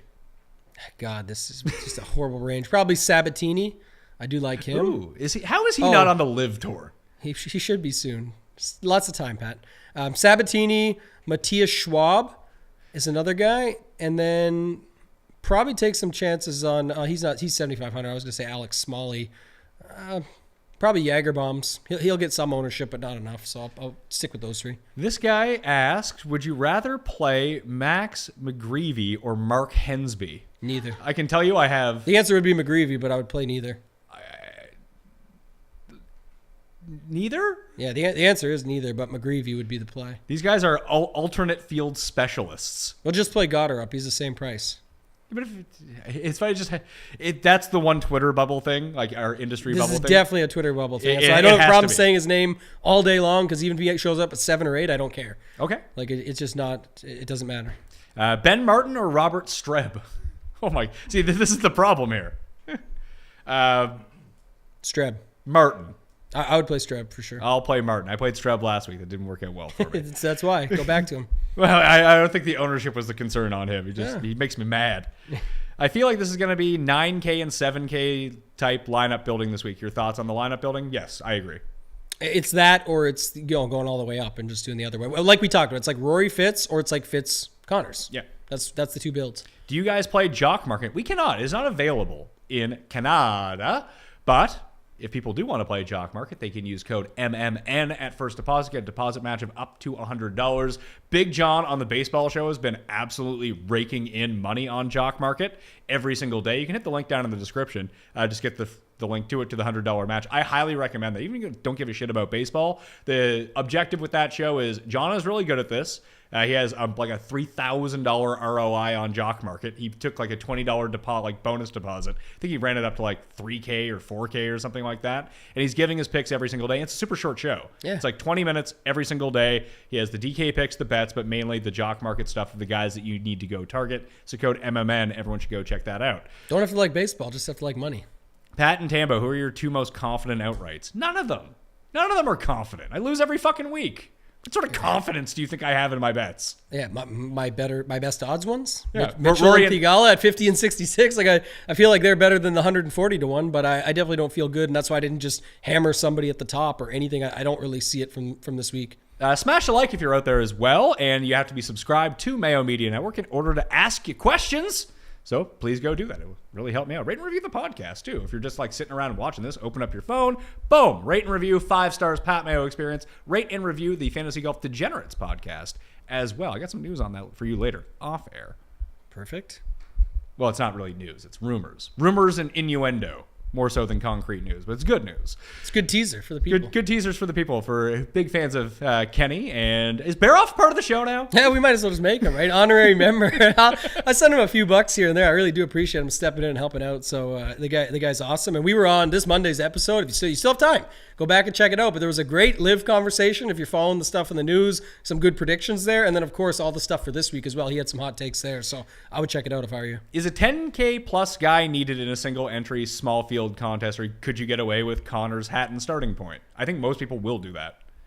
I still, like I said, I just feel like at the end of the day, Scheffler, JT, Rory, people still like Smith. They're still going to be including those guys. Yeah, but I do think that in smaller fields, not necessarily the highest stakes, but like the $12 single entry. When you start getting to single entry and 3 max, people's assholes quinch up like this. It's true. Like they're going to play the plays. And they're not going to be comfortable with the 6K range, so I don't Exactly. disagree with you. That's to say, but I mean, even for me, like this week, one we didn't talk about, but I think one of the best pairings up top. I don't do like the 2 most expensive guys. I talk about this all the time. Burns Smith, Burns Lowry. Yeah, that's good. I actually like a little bit above. I like Smith Lowry. Okay. But I'm coming around more on Burns anyway, like I said. So it feels like I'm going to have to take a stand here and play Scheffler over JT. And just no Rory, at least in all my high stakes stuff or high dollar stuff. That's the plan. I'm not wearing the Rory shirt. I know. With Rory not winning. Hey, we'll come back to this segment next week. You'll be able to clip it out. I just like the Rory. I mean, I don't have the physique of Rory. He has a bit lower body fat percentage than me, but we wear shirts the same. I don't know. Have you seen him the last couple of weeks? He bulked up a little bit. He's back to he's getting chubby roars again a little bit. It's tough to get chubby roars when you're not going to get it back to what he used to be. Dude if you was look at like that up. 4% body fat for a while. Yeah, he might be back up to like 8 or 9. Yeah. It makes But him you're look right. chubby, but Still he's quite a bit less he's still than in myself, at least. I The can tell you that. 99th percentile of Yeah. like being in shape people. But remember what he did look like before. Paul question. Paul, the people love asking you questions because you almost won the PME Open last week. And because you play Keegan every week when we don't and you win money off of it. Who is your favorite guy at the top? Like if you're making lineups, who are you playing? Rory? Of course. I'm playing Rory. Playing Rory? I'm playing Rory. Rory. But like, is there anything that Rory. Holy. I feel like I'm adjusting my lineups literally every single day at this point. I got Rory. I'm playing Burns. Rory Burns. That's Yeah, a tough build. I think you can do it no It's problem. not easy, and the scrubs are like really ugly. It's the Playing same. I just said I Vagabonds. love Smith Lowry. He's just going up a little bit to Rory and down a little bit to Burns. It's almost a perfect 2v2. You can do it. That's what I'm saying. I think it's definitely good. So it's the opposite. So Rory is $200 more than Smith, and Lowry is $200 more than Fitzpatrick. So there's your 2v2. The Rory Fitz start. Every Rory Fitz lineup that you're building and seeing out there can be Smith Lowry, and I would take the Smith Lowry. I would take the Smith Lowry lineup over. I'm not going to use any Fitz and any Corey Connors.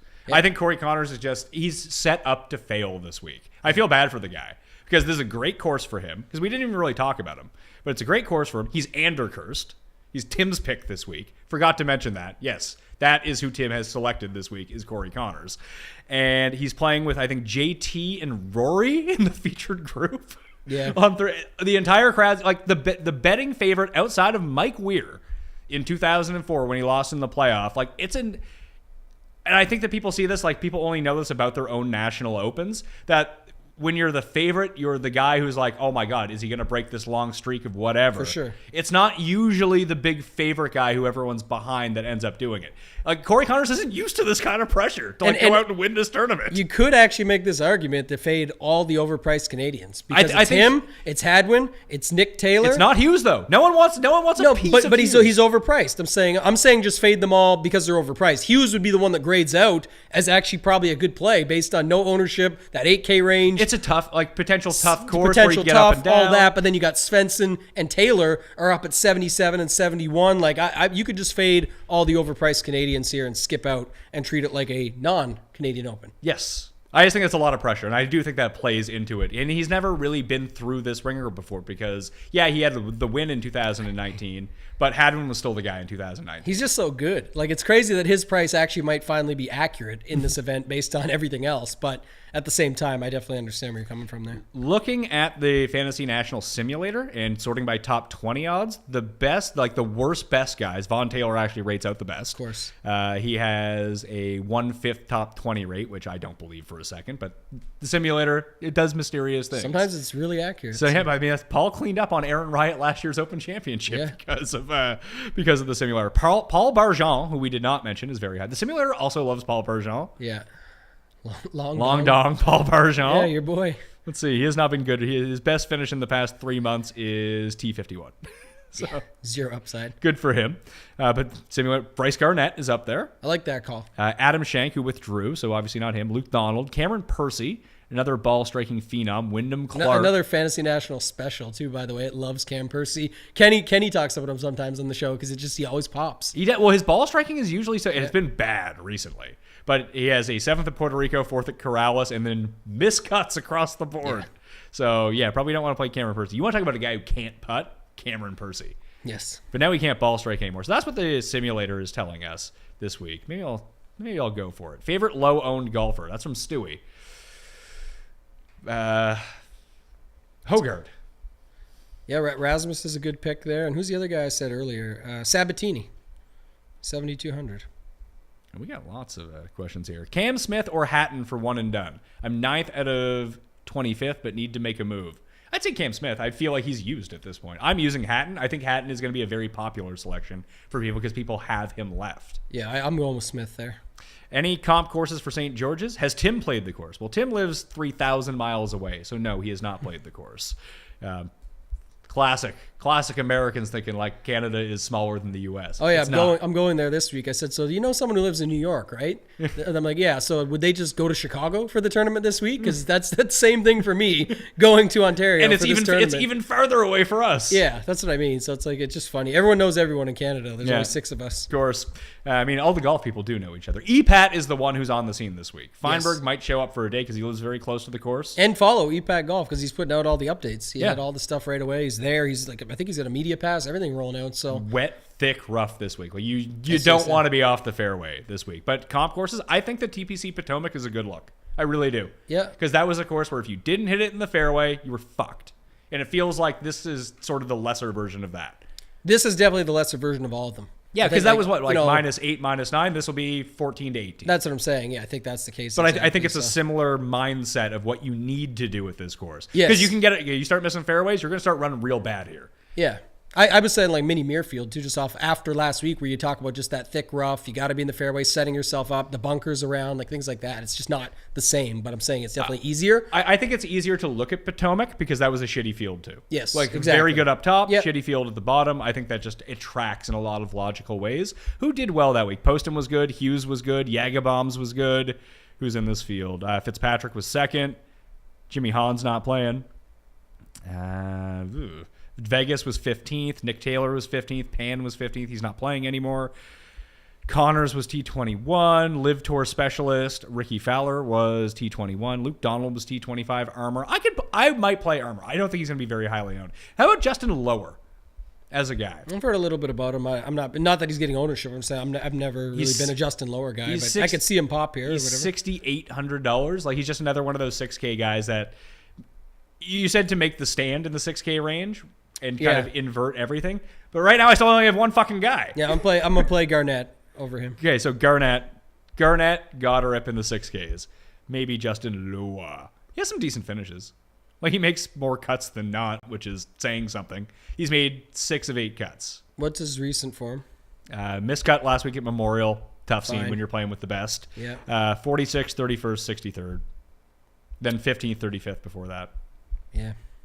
Maybe more of a showdown guy. if Yeah, I anything. like that. Yeah, get a good round out of him. I like that call. What else do we got here? Are the 3 super elites in this field? Would you put that tag on Cam Smith or Lowry? Would you recommend playing 0, 1, or 2 of them in lineups? I would say that Lowry and Smith are closer to Rory, JT, and like I think the gap between those two, and they're almost on their mini tier with Burns and Fitzpatrick. I think all those guys are very similar. Those 4 guys.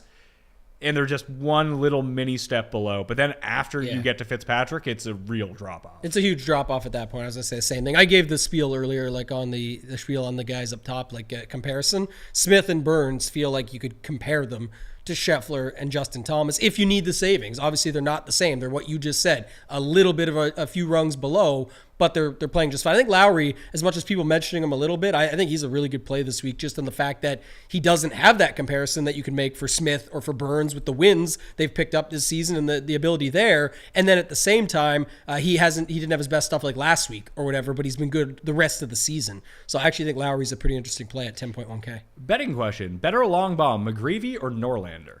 Neither. God. Save your money. Go find a top 40 Goddard up and play that. Pat, how triggered will you be when Cam Smith wins this week and you realize that off the tee isn't going to kill him this week and you're just stubborn for not betting him? I don't like this guy's tone. I really don't. All of his questions make him seem like a giant asshole. I'm banning him for life. All of them. Like he asked way too many questions for one thing, and they're all like really condescending. So go fuck yourself, and we'll just make it easy. Now you can never ask questions again. Next. Never tune in again. Thank you. How unique do you think a lineup will be with one 10K player, 2 9s, 1 player low 7s, and 2 6K players? I think that's the Rory build. Yeah, that's mean, what I'm saying. I did Rory, Fitz, Connors, and you can do it. That's how you build it. That will be the second most common lineup this week, besides the more balanced, don't go deep into the 6s lineup. Yeah, I think so for sure. Any love for the postman?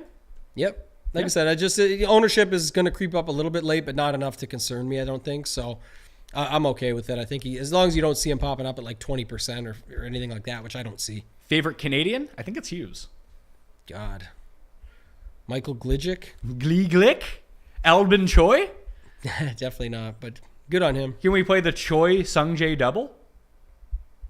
You could. So With you the get boost for next week? Yeah, get Sungjae's former caddy. He wins this week, then Sungjae wins a major next week. That'd be good mo. And that would pay like 3,000 to 1. That would be great. Yeah. Rory outright going to retire me this week? No. I mean, how much did you bet on a Rory outright? You need to really pay up. 10 to 1? Yeah, I got 11 before it dropped to 9, but even then, like it's one of my bigger bets of the year for a golf outright. It has to be if I wanted to. That's why I can only bet like 3 guys this week. That's where my money's going. That's why I couldn't put myself to it. I don't feel as confident in them just because, and I think there's still opportunity for some of these guys behind them to break through. Rank 'em, Tambo. Rasmus, Champ, Todd, Pan. Well, I'm going to say that Pan is probably last on this list now that he is not playing. Oh, God. Rasmus and then Don't even really love the other two. Like, I definitely don't like Champ. I don't like. I didn't. In fairness, no one is using Champ. Yeah, he's true. like legit 1% owned. Yeah, he's 7,800. I don't know if you. The problem is you have like Long, Rogers, Spawn, Dean Burmeister. I might play over him. Oh, the Burmista lady? He's at 7,600. No one's going to play. Fratelli is a guy that actually keeps popping for me. I didn't even realize he was in this field. Yeah, 10 of last 11 made cuts. 8th, 16th, 35th. Bunch of good finishes in there. Likes a good hard course, too. Although his stats would tell you he's like the worst player on earth. I think it's because he makes too many cuts and then sucks on the weekend. Yeah. Maybe he's a big fan of the T46. He might be jealous of Team South Africa. Getting all that money? Yeah. He hasn't missed a cut since Phoenix. It's pretty insane. And he actually has some upside finishes in there. 8th, 16th, 35th. Like, Smelly Fratelli. Let's do it. Solid. I like that. So forget your ranking, but I'm telling you, I just hate them all. But I like Rasmus, and now I'll give you another play for Telly I like. Would it be hilarious if the Canadian golfers all missed the cut this week in the Canadian Open, then a Canadian wins the U.S. Open? Like, I don't think it'd be like, ha-ha, hilarious. Technically a question, but it would be, like you said, I don't think it'd be a knee slapper here. So, Rose or Thigala? Thigala, but I'm playing both in MME. I think, again, that's just an area that's going to go overlooked. So, DJ or Phil? This week? This week. Oh, damn. I still think DJ. I think you bet DJ for the U.S. Open, right? 40-1 with the boost. Cust removed his banner. That's true. Phil have to bet Phil.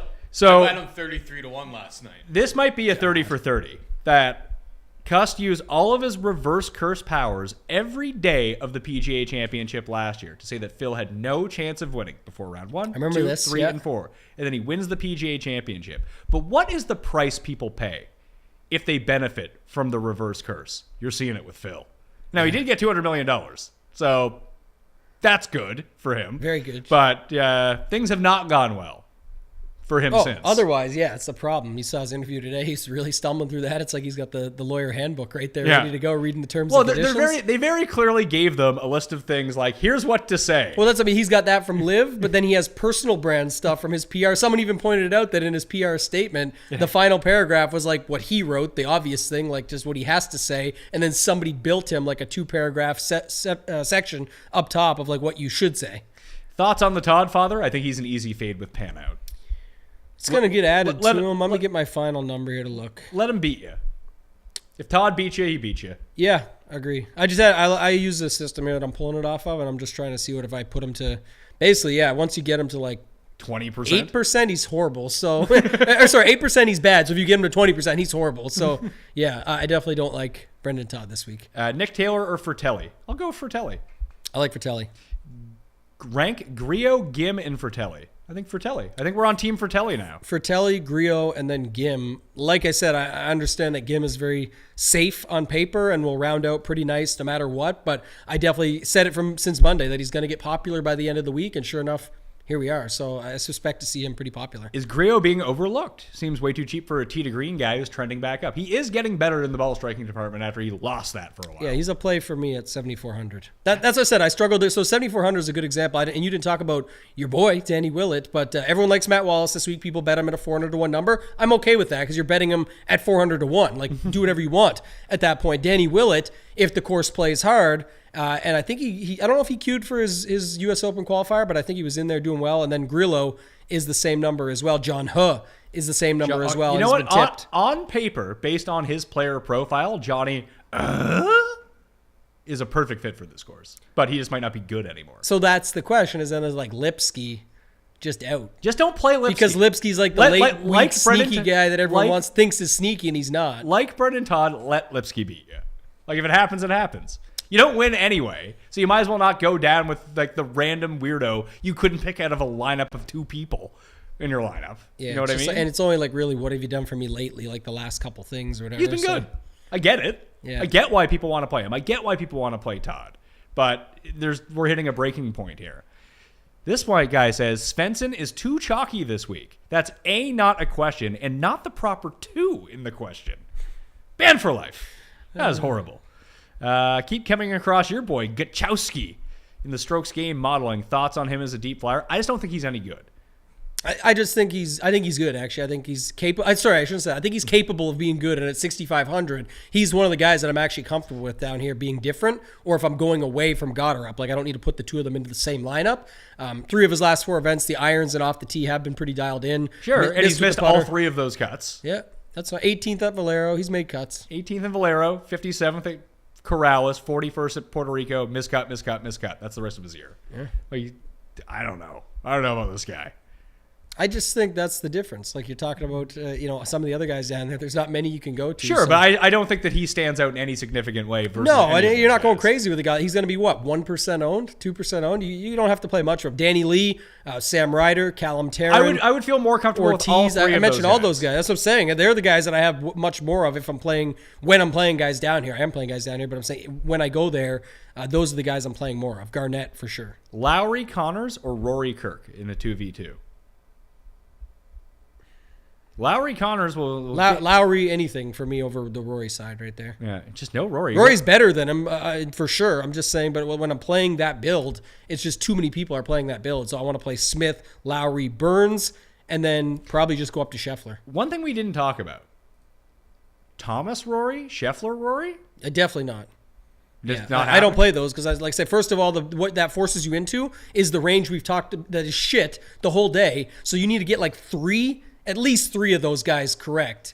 And then you need JT and Scheffler to run away from the bunch at the top, which is possible in when it's only really like 5, 6 guys and then it drops off. But that's what I'm saying. Otherwise, I never really want to build like that because you need almost like, speaking of Phil earlier, Phil Stenson at the Open, where it's like, they isolate themselves. See you later, we're gone, and you need us now. And then get the other 4 right, but at least that was a potential in wave stacking, things like that. Yeah, you could have ended up on Schwartzel that week, JB Holmes that week. You need to pick at least, when you do that, you need 3 guys. So like I said, I can do like a Smith Lowry, a JT Burns or something. I can see doing that because the savings is still significant from having both of them. Like you're still saving $1,100 going JT Burns versus JT Scheffler. That's $1,100. That's 2 $6,500 guys going up to $7,100 guys. Playing Vegas and Kirk together, chalky or viable? I think it's viable. I'm not playing Kirk, but I like Vegas. Yeah, well, what do you think Kirk is going to come in at for ownership? Like people still, he always ends. He always gets. My note was always gets popular. So always more than you think. Put it that way. So he's projected currently at what the fuck is this now? Let's see, 10 or something. No, it was more than that. Kirk projected at 15%. So he probably ends up at 17. He'll be one of the 5 highest owned guys. He always is. And like people will use him over Munoz. People will use him over Mitchell. And maybe some of that Patrick Reed money, people find the $200 and go up to Kirk. Like that's going to be a part of it as well. So I would just play Mitchell or Munoz.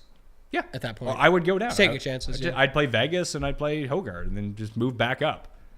Yeah, well, one of the builds. I don't know if you're going to get there, but this is what I'm saying is how it would shake out exactly. But if you want to play Rory, I kind of like Rory, Vegas, Rasmus. Yeah, that was the lineup that we built. And skip over all those 9K guys. Don't do any of them. So I know you were talking about it earlier, but I was saying like just making sure you don't go down to what I'm saying is a lot of people get that right now. And then go to Kirk. They go to the 6K guy or something and then end up popping, I can fit another 9K guy. It's like, no, the whole point was to avoid that 9K range to just get a different build or a unique build. Yeah, and you could be like, if you use those 2 guys, then you could probably use Patrick Rogers. I like Patrick Rogers. I'm going on record. I mean, it'd be good for Kenny's fantasy team. He needs him, yeah. He needs some Patrick Rogers money. So I feel good karma for Kenny coming. So good karma for Patrick Rogers. He's the king of the T19 when he should have won the tournament. What do you think he gets put at for ownership this week? Even with Steam, 6 or 7%? 9% at best. Like at most, probably a bit less than that. All right. I bet you it says it's a bad play. If I had to guess. No. There's opportunity there still. I just felt like it would be more like 7, so... Yeah, he's fine. I do like him, though. Mike says, Pat, you spoke of Cuss struggling hard with golf. Can you stand and give us a reenactment of his current swing? Yeah. It's tough for me because he's a lefty. But all I can tell you is that he's just quitting on his swings.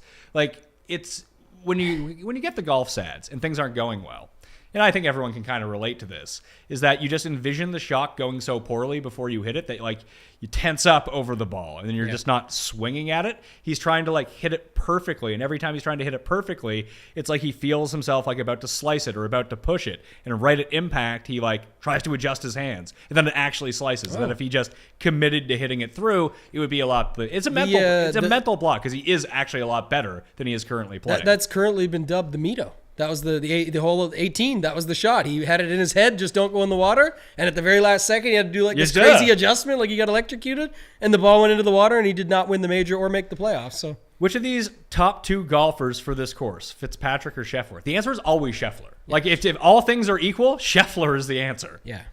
You could sell yourself off of it, but Scheffler's the guy. You can sell yourself off of it because of the price. Let's say you can make serious. Oh, the major's next week, or he's not that dialed. Or I saw today he doesn't have his caddy. Ted Scott's not with him. And Rory doesn't have his caddy this week. Correct. Either. Yeah, Harry Diamond. Harry Diamond's going to a wedding in Ireland this week. But you put them both next to each other.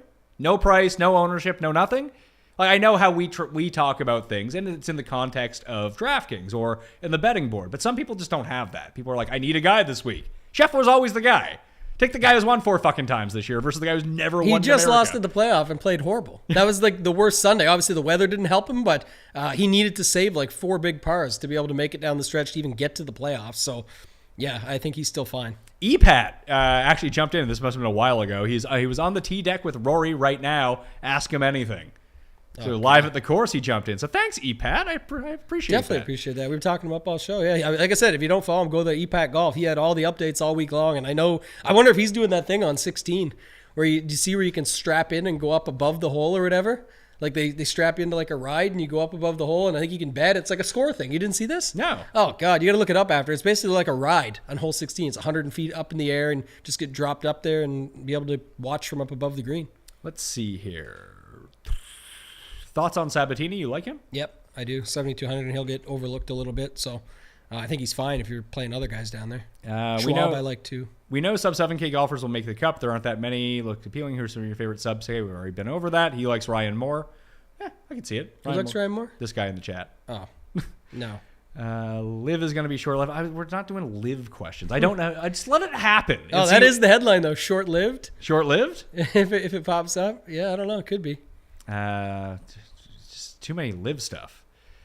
It's been the focus this week for sure. EPAT says the rough is thick as expected, but the fairways are pretty generous. For Tambo, are the tweet tidbits out yet? I mean, if you followed Tambo on Twitter at ToeTag and Tambo, you would know that. Everybody follow. They're definitely out. And if you retweet it, so last week there was 320 retweets. So every 100 retweets, I'm giving away a $100 Millie Maker ticket to the U.S. Open next week. So if you retweet it today, if there's 300 more tweets, and we had 300 last week, I'm going to give away 6 $100 Millie Maker tickets. And the only way to win one is to retweet the main tweet the thread. That will be in the newsletter tonight as well. I'll have the link to. I'll embed it into the newsletter. You can just click on it and boom, you can follow Tambo. I'm going to have some giveaways starting Friday when I do the course preview for the U.S. Open, and I have at least 50 Millionaire Maker tickets to give away for next week as well at the PME on Twitter or potentially even on the show. So stay tuned for all of that. Lipsky WD in the qualifier. Any news on why he WD'd? Yeah, he sucked. That's why. Yeah, he's horrible. That's exactly why. No, that is what happened. It's DJF mode where it's like they go out. If they know they're not going to win the queue, why would you continue to play? You only get that shot. So when you're dead, and they just leave. What do you think of Shane Lowry's number this week? I want to bet him, but I don't like the number. I agree. I like him, but I don't like the number. I'll probably use. That's the one thing I don't think I've even said so far is I like Lowry on DraftKings. So Rory Lowry is appealing to me. It's fine to do that. That's what I'm saying. Like I know it seems like, well, then why can't you just do Scotty Scheffler? You can figure it out. You can figure it out. I'm saying, but you leave a lot more at stake. I feel more comfortable getting those savings. It's big savings, right, when you're talking about it. So I'm definitely fine with that build. As this course being around 77,000 yards, what's the cutoff yards-wise to consider driving distance versus driving accuracy? I mean, you have a place like the Sony Open, which is super short as well, and it doesn't matter if you hit the fairway at all. Like, you can just be in the rough. So driving accuracy doesn't matter at all. I mean, yeah, it matters, but it doesn't matter. Here, it seems like if you miss the fairway, you're kind of fucked. Epat just said it. He's literally there. Like I said, I know certain guys will be able to muscle out and all that, and distance is always a plus. Don't get me wrong. I'm just saying in general, this is a course for that. And that's why I said I think the longer irons will come into play a little bit more than people might think as well. I've seen a lot of 9K guys tipped on DraftKings this week who aren't named Corey Connors. Finau, Fitz, Hatton, and Kirk. Any chance Public Galaxy Brains Connors lower than expected ownership? It's possible. I just don't see it. I think he's too easy to make lineup. Like, he's so easy. He and Fitz are just so easy to make lineups with versus really putting yourself in the pressure cooker of making hard choices in the sixes. Yeah, he just doesn't get to a number that's really solid. Like when you look at what's around him. So that's I'm going to play Varner. I'm going to play Hatton, Munoz, Mitchell, and play all the guys people don't want to play. We didn't mention Finau once on the show. Yeah, he's still, but it's because, is it because we know that people are playing him? Yeah, I think so. People are back in on Finau now. Yeah, it was just like when Tommy Fleetwood had one good week and everyone was back in on Tommy. Please rank Hadwin, Munoz, and Mitchell. I'm going to guess for you, Mitchell, Munoz, Hadwin. Correct. I know it. You're starting to catch on. I've been talking to you here. Schwab thoughts. We went through that. You like Schwab a little bit? Yep, 7,300. I do like that, actually. Favorite Canadian amateur this week? Do you like Nicky Benz or Timmy Two Gloves? No, AJ Ewart, down at the very bottom, 6,000. Literally the last guy, I think. What do you think about Jagger? I think we have to play Jagger now since Paul said his name. Yeah, not only that, I just think that's, again, because you have Lipsky there sort of sucking up that ownership, and then some of the other guys at 74 and 72 will get mentioned some, that I think he actually fits in nicely and won't, even if he gets to like 7%, 8%, he still looks pretty good to me, so I'm okay with him. Oh, this guy says to tickle the like button. I agree with him. You should give it a tickle and sub to the channel. That's close to, I mean, if I was in charge, that almost might be a ban. That's a little bit... It's too risque. Yeah, too risque. I feel like that's the theme of this show, just being a little risque. A little bit risque. You don't be condescending towards Pat when Pat controls the ban button. It's like right. It's like people who try to. I don't know if they're like joking, because some people will. This is a weird off tangent here, but like on Twitter, some people will tweet me some probably sarcastic things that are meant to be funny, but this is gonna sound so weird. When you get a lot of people who tweet at you and you don't know who it is, you stop differentiating whether it's like if it's someone you don't know, you just always take whatever they're saying seriously. Right. Even if they're joking. Like, you know what I mean? I know exactly what you're talking about. I can comment on for sure. Like, it's the same thing. Same reason I just like everything. I just like it. It's even if it's like against me or if I think they could be condescending or talking shit. Smash the like. If I see something condescending in any sort of way, it's an insta mute. Like, I don't want to fucking deal with this. I want to be made feel bad. I want to open Twitter and have a fun time. I know that is a difficult experience for most people, and that doesn't exist for some people. But if you ever say something sarcastic to me, and it's not you who says it, or someone that I like actually know, I'm going to assume you're a fucking dickhead, and I'm going to mute you. Like, I can see I don't have time to go fucking look through it. Yeah. Last night I tweeted out, because No Laying Up tweeted out they expect Bryson to sign soon. And so I tweeted out that I expect to see this. Just an expectation tweet. I had like everybody coming at me. I had like Ricky Fowler trackers and stuff with like 13,000 followers being like, delete that tweet. That's not official news. I'm like, I'm not an official news guy. I'm not a media. I'm literally just joking that my expectations are I see these guys join for this. Like, I don't really care otherwise. It's just so funny how many people were so mad about that tweet. I think Ricky Fowler is the best get that they got. That's a real needle mover for them. That was being talked about a lot today, and I think that's, again, we can talk about this all day, and we shouldn't, but at the same time, people are misconstruing it. Like, so I forget who said it, but someone said it best, was like the obvious, that you don't, it has nothing to do with how well they play. No, it's interest. Like, Bryson is interest. Bryson's definitely interest. Ricky is interest. DJ still has some interest. I'd say DJ is below those two guys. I do agree. And Phil is above DJ as well, and hence why his paycheck is above. Phil's number, but after Tiger, Phil and Ricky are... Two, three, the four, thing with DJ is more what people. So again, he's got a couple angles to him. The great one, Paulina. There is more that ties into his brand just naturally by his family, and then on top of it, he's been around forever, winning tournaments. So he's got all those wins, all that money. People at least know who he is. Is Brendan Todd the squarest play this week? I think it's actually shaping it. He might now be the highest owned player. He might not be the squarest on the board, but he's definitely a square play. Like, I'm, ejecting him out of everything. But now that Pan is out, like, it just adds even more to it. Exactly, it makes it a bigger problem. Are you factoring in U.S. Open qualifiers? We talked about this. No, you can if you want. I don't think that we can know. So why would we factor that in? Yep. Any love for Nate Lashley? Nate Lashley withdrew. Yeah, withdrew yesterday. There we go. So bad play. Gone. Bad play, Nate Lashley. A lot of guys withdrew. There's been 10 separate tweets of people withdrawing. You can't keep them all straight. Yeah. So I mean, real quick, Reed, Penn, Perez, Lashley, Shank, the main ones that you would have even thought about touching. So that's the main ones, at least. Is Malnati a good play? I don't see him for this course. He's been treating people right, I know, lately, but Yeah, I don't know. Pat's Bankroll says, thank you, Colin Morikawa, for not being in the field this week. I agree. Yeah, he's in the field next week. He is. I'll probably bet him. Well, because his odds right now are like 16-1. They're not going to stay there. I'm going to see some boost that's like 35-1 on Colin Morikawa, and I'm not strong enough not to bet that. Yeah, see, I will bet that. The boost is where you get the action. That's what I'm saying. I agree with you on that because, well, as it shapes up right now, we'll see what he gets boosted to. But like Willie Z is 22 or 25 or something. Green Screen Greg, G Hack Attack. Field is fine. Pricing, however, the field is fine because it's good up top. But once you get past the top, it's really bad. Yeah, it's I keep using the cliff analogy, but it's like literally a cliff. It doesn't matter. You don't even have time to hit the brakes. You're going off the cliff. Yeah, I think there's like 6 or 7 guys, and then boom, you're dead. I think there's 12 of the best top 25 players in the world in this and what people are confusing, which is why we always still like it, and I love playing like weeks like this, but I'm just saying is that of course we know who all the guys in the 8K range are, the 7K range are. We literally do this, and we're invested in it weekly. So just because we know, it's a really bad field. It just has a really good top. I will sponsor Feinberg if he wants to try for U.S. Open qualifying next year. How about Canadian Open qualifying? It's probably a bit easier. The guy can't even walk right now, so that's going to be tough. Get better, Jeff. One and done. DJ, Rory, Cam Smith, Finau, Hatton, HV3 are available. Need to make up ground. Thinking about playing one of the big three. Thinking JT. Yeah, I think JT in one and done if he's still available for you. Because if Rory's available, people will use Rory. Oh, for sure. Fewer people will use JT if that's the case. JT, I think, is the play. Yeah, I like it. Damn, these builds are going to be ugly. True.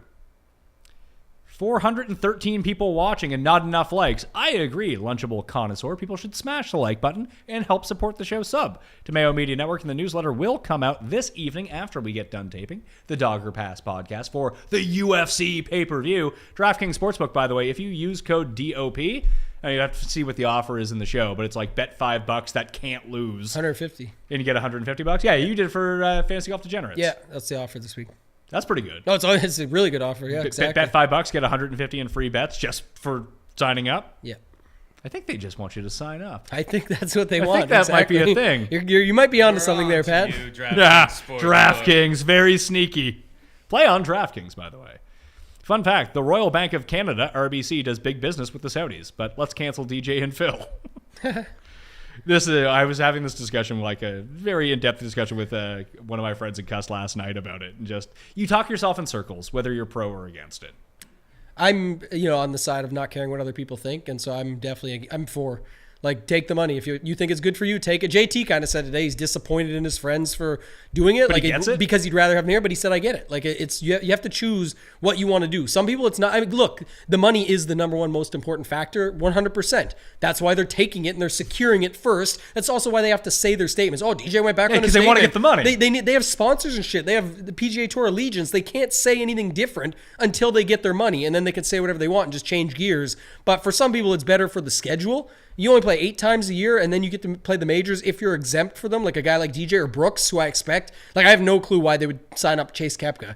I think Baroff figured it out. It was 9 of 11 times Chase Koepka's played on tour was fields with Brooks, which meant it was just basically always 90% of the time it's the package deal. I'm assuming it would be the same for Liv too, because don't forget, or that's just a bit of bait they're putting in the water for later on to maybe bring him over. If Brooks was like, yeah, I'm not really for this, or maybe he said he's not. He's been very open. He's not. Fucking DJ came out with a statement saying Correct. He wasn't joining. I agree. So how much are we taking at face value? Yeah, I agree. But maybe he wanted to see, let all these guys take the bullets.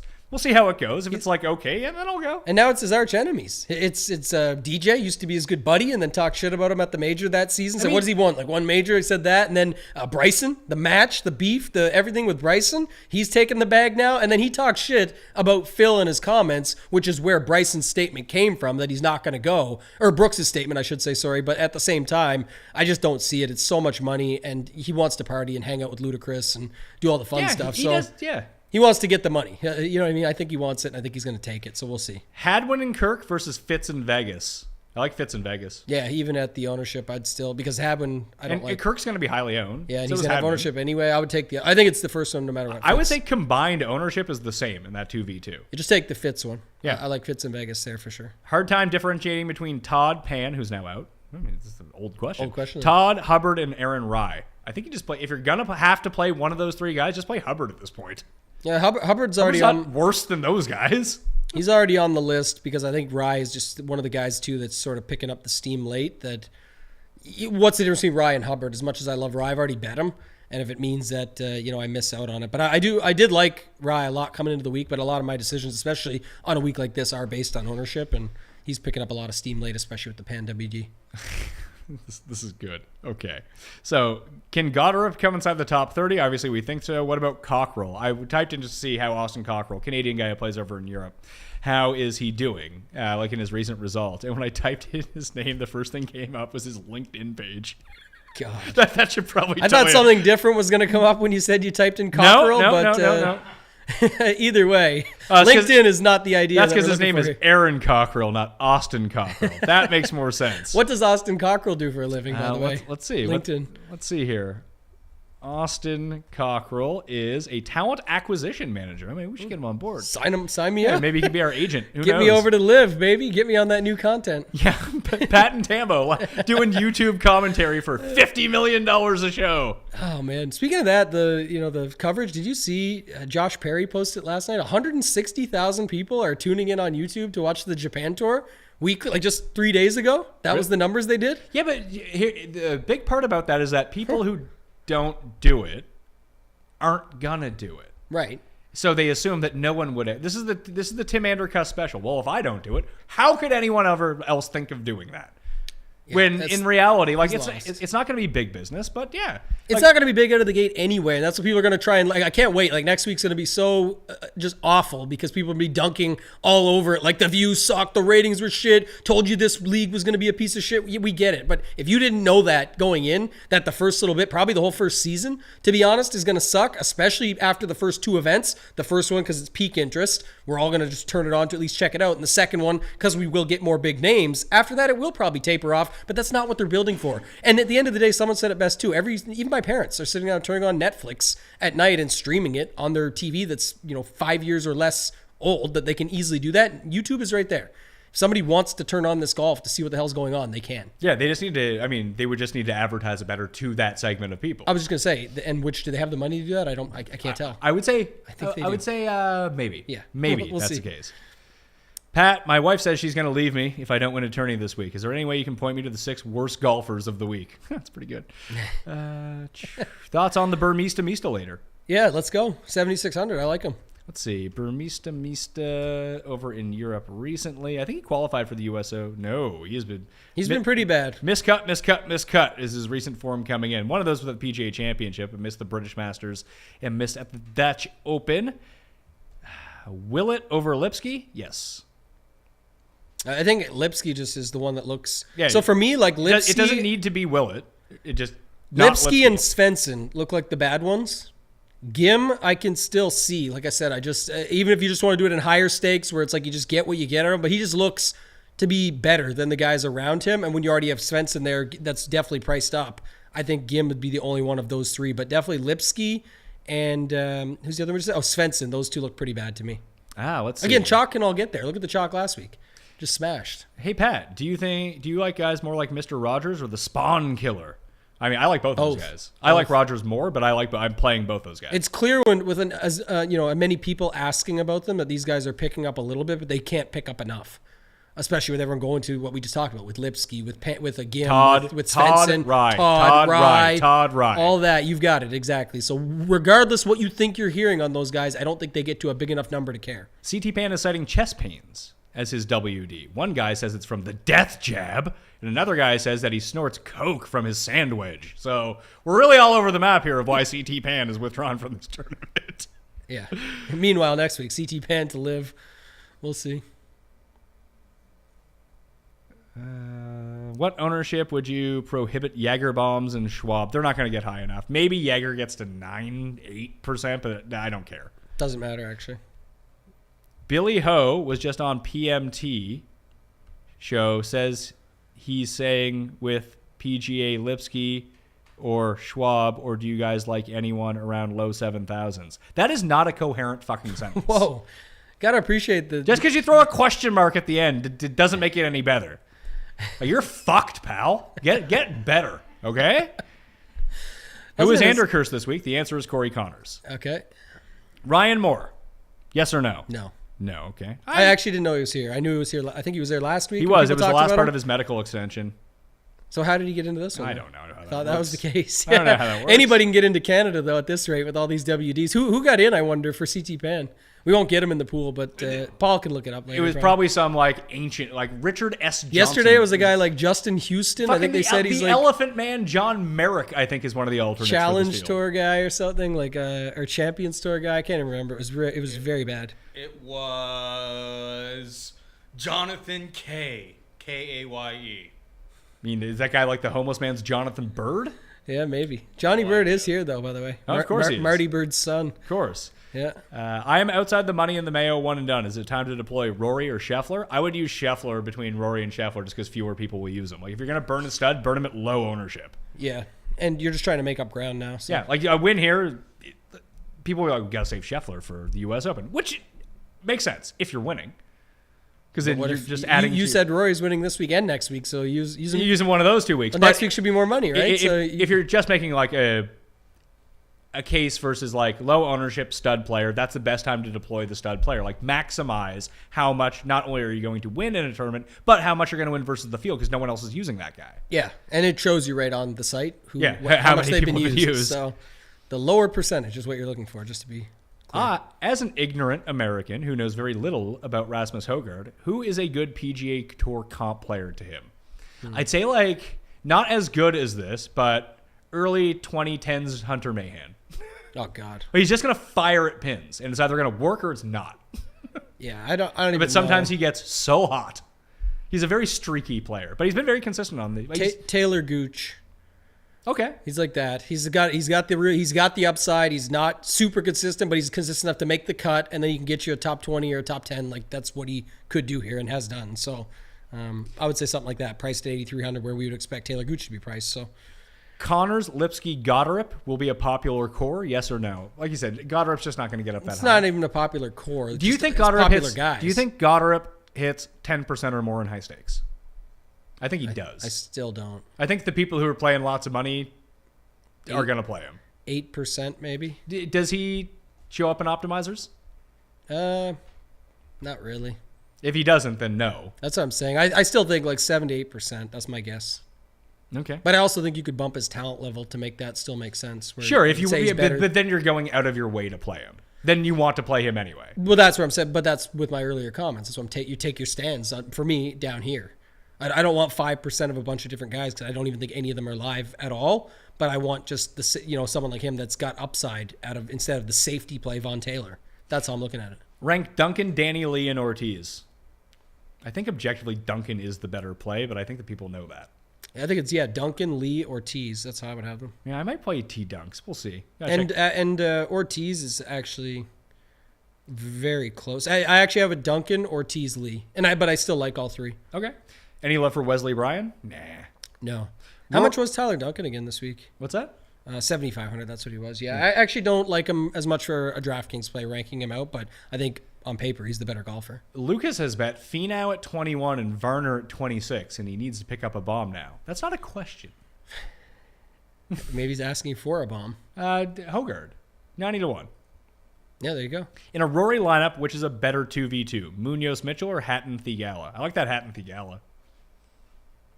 Probably Munoz Mitchell though, because they're both. I just think 9K. Hatton is so much better than those three that the upside, like he has legit winning upside here. Yeah, they're honestly both fine. What I would say is I like the construction, like the mindset you're going with, because you're going with like 2 more 9K guys, or you're going with a 9K high 8K. Like I actually think it's something that's different that could still find its way to the top this week. Are the greens POA or bentgrass? I've seen varied descriptions. They sent me a GSCC thing that said they were POA, which is not true. Oh no, it's bentgrass. Yeah. Yeah, they changed the greens in 2014. They sent me an old one and made me look like an idiot. Oh God. Yeah, bent is what they're doing this week. Yeah. Are you guys putting any weight on the U.S. Open qualifiers? Been over that? No. Oh, U.S. Open pricing's out. There you go. Let's load it up. Guess. Just quick guess. Scheffler's number 1, right? Oh yeah. How much is he? 11-2. Are you looking at it, or is No, that I'm your guess? going to pull it up now. Who's number 2? Top 3. Rahm 11-1 Okay. and Rory 11. Rory 11. You don't think? I'm just guessing. I have no idea. Which you'll know I'm wrong now because you're going to pull it up. But Let's see here. U.S. Open. Oh, it's going to give Paul a head start on building the graphics. Scheffler, Thomas, Rahm, 1, 2, 3. 11, 3. And no, only one guy. And it's 10, Scheffler. 9, 10, 8. Then Rory's 10, 5. Cam Smith, Morikawa, 10, 2, 10,000 even. DJ 9,400. Yeah, what's Louis priced at? Louis is 7,600. Phil is 6,900. Reed is 7,200. What's Brooks is 8,700. 87? Zalatoris is 93. Is basically the same. Zalatoris is more than Cantlay. Cam Young is 8,800. That's going to make Zalatoris a good play, by the way, at 93, because people are going to be like, he's not better than... I think the Zalatoris thing, to what you said about Varner this week, I think people are going to look at this and say, I can spend $200 more for Spieth, $100 more for DJ, less money for Cantlay, Hideki, Lowry, and Neiman, especially if Lowry plays well this week, and then Zalatoris will be like 11%. Yeah, good. I mean, we'll see a world where... I don't know. It's early thoughts. I just can't see playing him over Cantlay. I can. But yeah, people It's a love him. major. People Who love has the a guy. better majors track record? Good for him. I don't care. I don't what's think he- Keegan's price? Keegan's price? I don't even know if he qualified. Davis Riley, Keegan's 7,300. amazing. 7,300 for Davis Riley. That's incredible. Keegan's 7,500. Wait, this course is in the Just Northeast? yeah. Load Keegan up. Let's go. How much is he? 7,500. Davis Riley is $1,500 less than Cameron Young. Would you go Hughes and Long or Rose and Schwab? I like Hughes and Long better. I like Long, but I actually like Rose and Schwab, so I'd go with the other one, Rose and Schwab. Wiley hosting Spaces at 9 p.m. tonight at Wiley77 on Twitter at 9 Central Time. That's fucking 11 o'clock I know. my time. I'm gonna be People asleep. never know about our time zone. Yeah, I'm going to be like, yeah, asleep it's by too- then. too Sorry, late. Wiley. AM PM relevant or irrelevant this week? I think it's irrelevant because we don't know if they're going to play in the AM. Yeah. Keep an eye on it for like Showdown if you want for something. If you think there's going to be lift clean in place and it's a little bit wetter out there first thing, and even if the round did get pushed back, the same guys still go out first thing. I could see that, but I don't think it's going to play a big effect on the overall week. Only playing 12 times a year is quite soft as a competitor, no? I like how everyone else in life is, you need this work-life balance. People work too hard. But as soon as someone takes more money to work less, it's like they're fucking soft. Yeah. Like, what are we talking about? I here? personally love it. We Paul and I talked a little bit after we recorded last time, like the old and you were there, UFC, how they used to do it. The UFC used to do one event every month. It was a big deal. People tuned in. Obviously, fighting's different than this, and you can argue how shitty these fields are and whatnot. But I don't know that Greg Norman is a Dana White is the issue. I don't think he is. So if you had someone setting it up that way, though, I actually think it could be better than you think, and it's competition. I don't think if anyone out there thinks that this is to take over the PGA, you're lost. Like it's not really even meant to do that. It's a rival league. It's to run simultaneously with it. Like there has been other leagues, DP World Tour, Japan Tours. There's other things. This is just a much bigger deal of it with an unlimited bankroll to go with it. Mike Weir, top 20 bet? No, How's Weir's even playing? I wouldn't even bet him to make the cut. This is a course where he could do it. Sure, he could do a lot of things could happen. It's just not what I would do with my money. I would definitely not be betting on Mike Weir this week, any way, shape, or form. Let's see. How come Stephen Ames doesn't get some? Stephen Ames just came second at a major. Weir was fourth at the same major. Weir's not a horrible play here. Oh God, horrible play actually. Weir made the cut at the Masters. He's been playing well. He's been one of the better sinners out there. Oh yeah. Wait, would you rather play Weir or the amateur guys? Oh God, I just wouldn't play either. But probably still take a chance on the amateurs just so I could say I was right. Should recent form be more in consideration than long term for this tournament? I don't know. Pick. CP uses his putter to do come on. Fake news. Yeah, it's a fucking... Okay, that's the end of it. You fucking people. The worst. Tambo, thank you for being here. Thank you for having me. Sung Jae Im, by the way, 7,600 next week. He's going to be like 28%. Oh, he's going to be massive chalk. And the problem is there's no, like, Louis there, Answer, Seamus Power, Gooch, Yeah, but Answer played well last time. Bradley. Didn't he It's play well? fine. I'm just saying, but it's going to leave him wide open. Like, he's just going to be massive. Play the best plays, might crush next week. So Let's stay see. tuned for that. Do you want to make a U.S. Open play the best plays first look lineup? We can. Let's see here. This will be the thing that we end on. We would have different opinions, but Sung Jae would be the first one. Well, in for sure. let's just try to figure out who the most popular guys at their prices are going to be on quick glance. Sungjae, I agree. 76, that's a lock in. Usually you can find your super chalky guys at like the high sevens. Hatton Homa at 81. Burns at 83. Depends what Burns does. But Matthew Burns, Fitzpatrick, $8,500. Where's He at? won the U.S. amateur Oh yeah, he's at already this in. course. You got to put him in. Yeah, Yeah, he's so going to be popular anyway. So do that. He's in. Long and straight is going to be the name of the game at this course. Who else are some of the guys at the bottom that you see? Anybody else? 7K range. Yeah, is there anyone like Ludacris who's massively underpriced? People go to Harmon at 7,000. That seems like a bit too much. I'm just trying to see if there's anyone like legit good down in the What about sixes. Davis Riley at 7,300? Yeah, I think that's an auto play. He's been so good recently. Yeah, and even to get into this, he shot a 69.63. Cameron Young is $8,800. So expensive. I'm gonna play him. Him and Zalatoris, I'm most definitely going to play.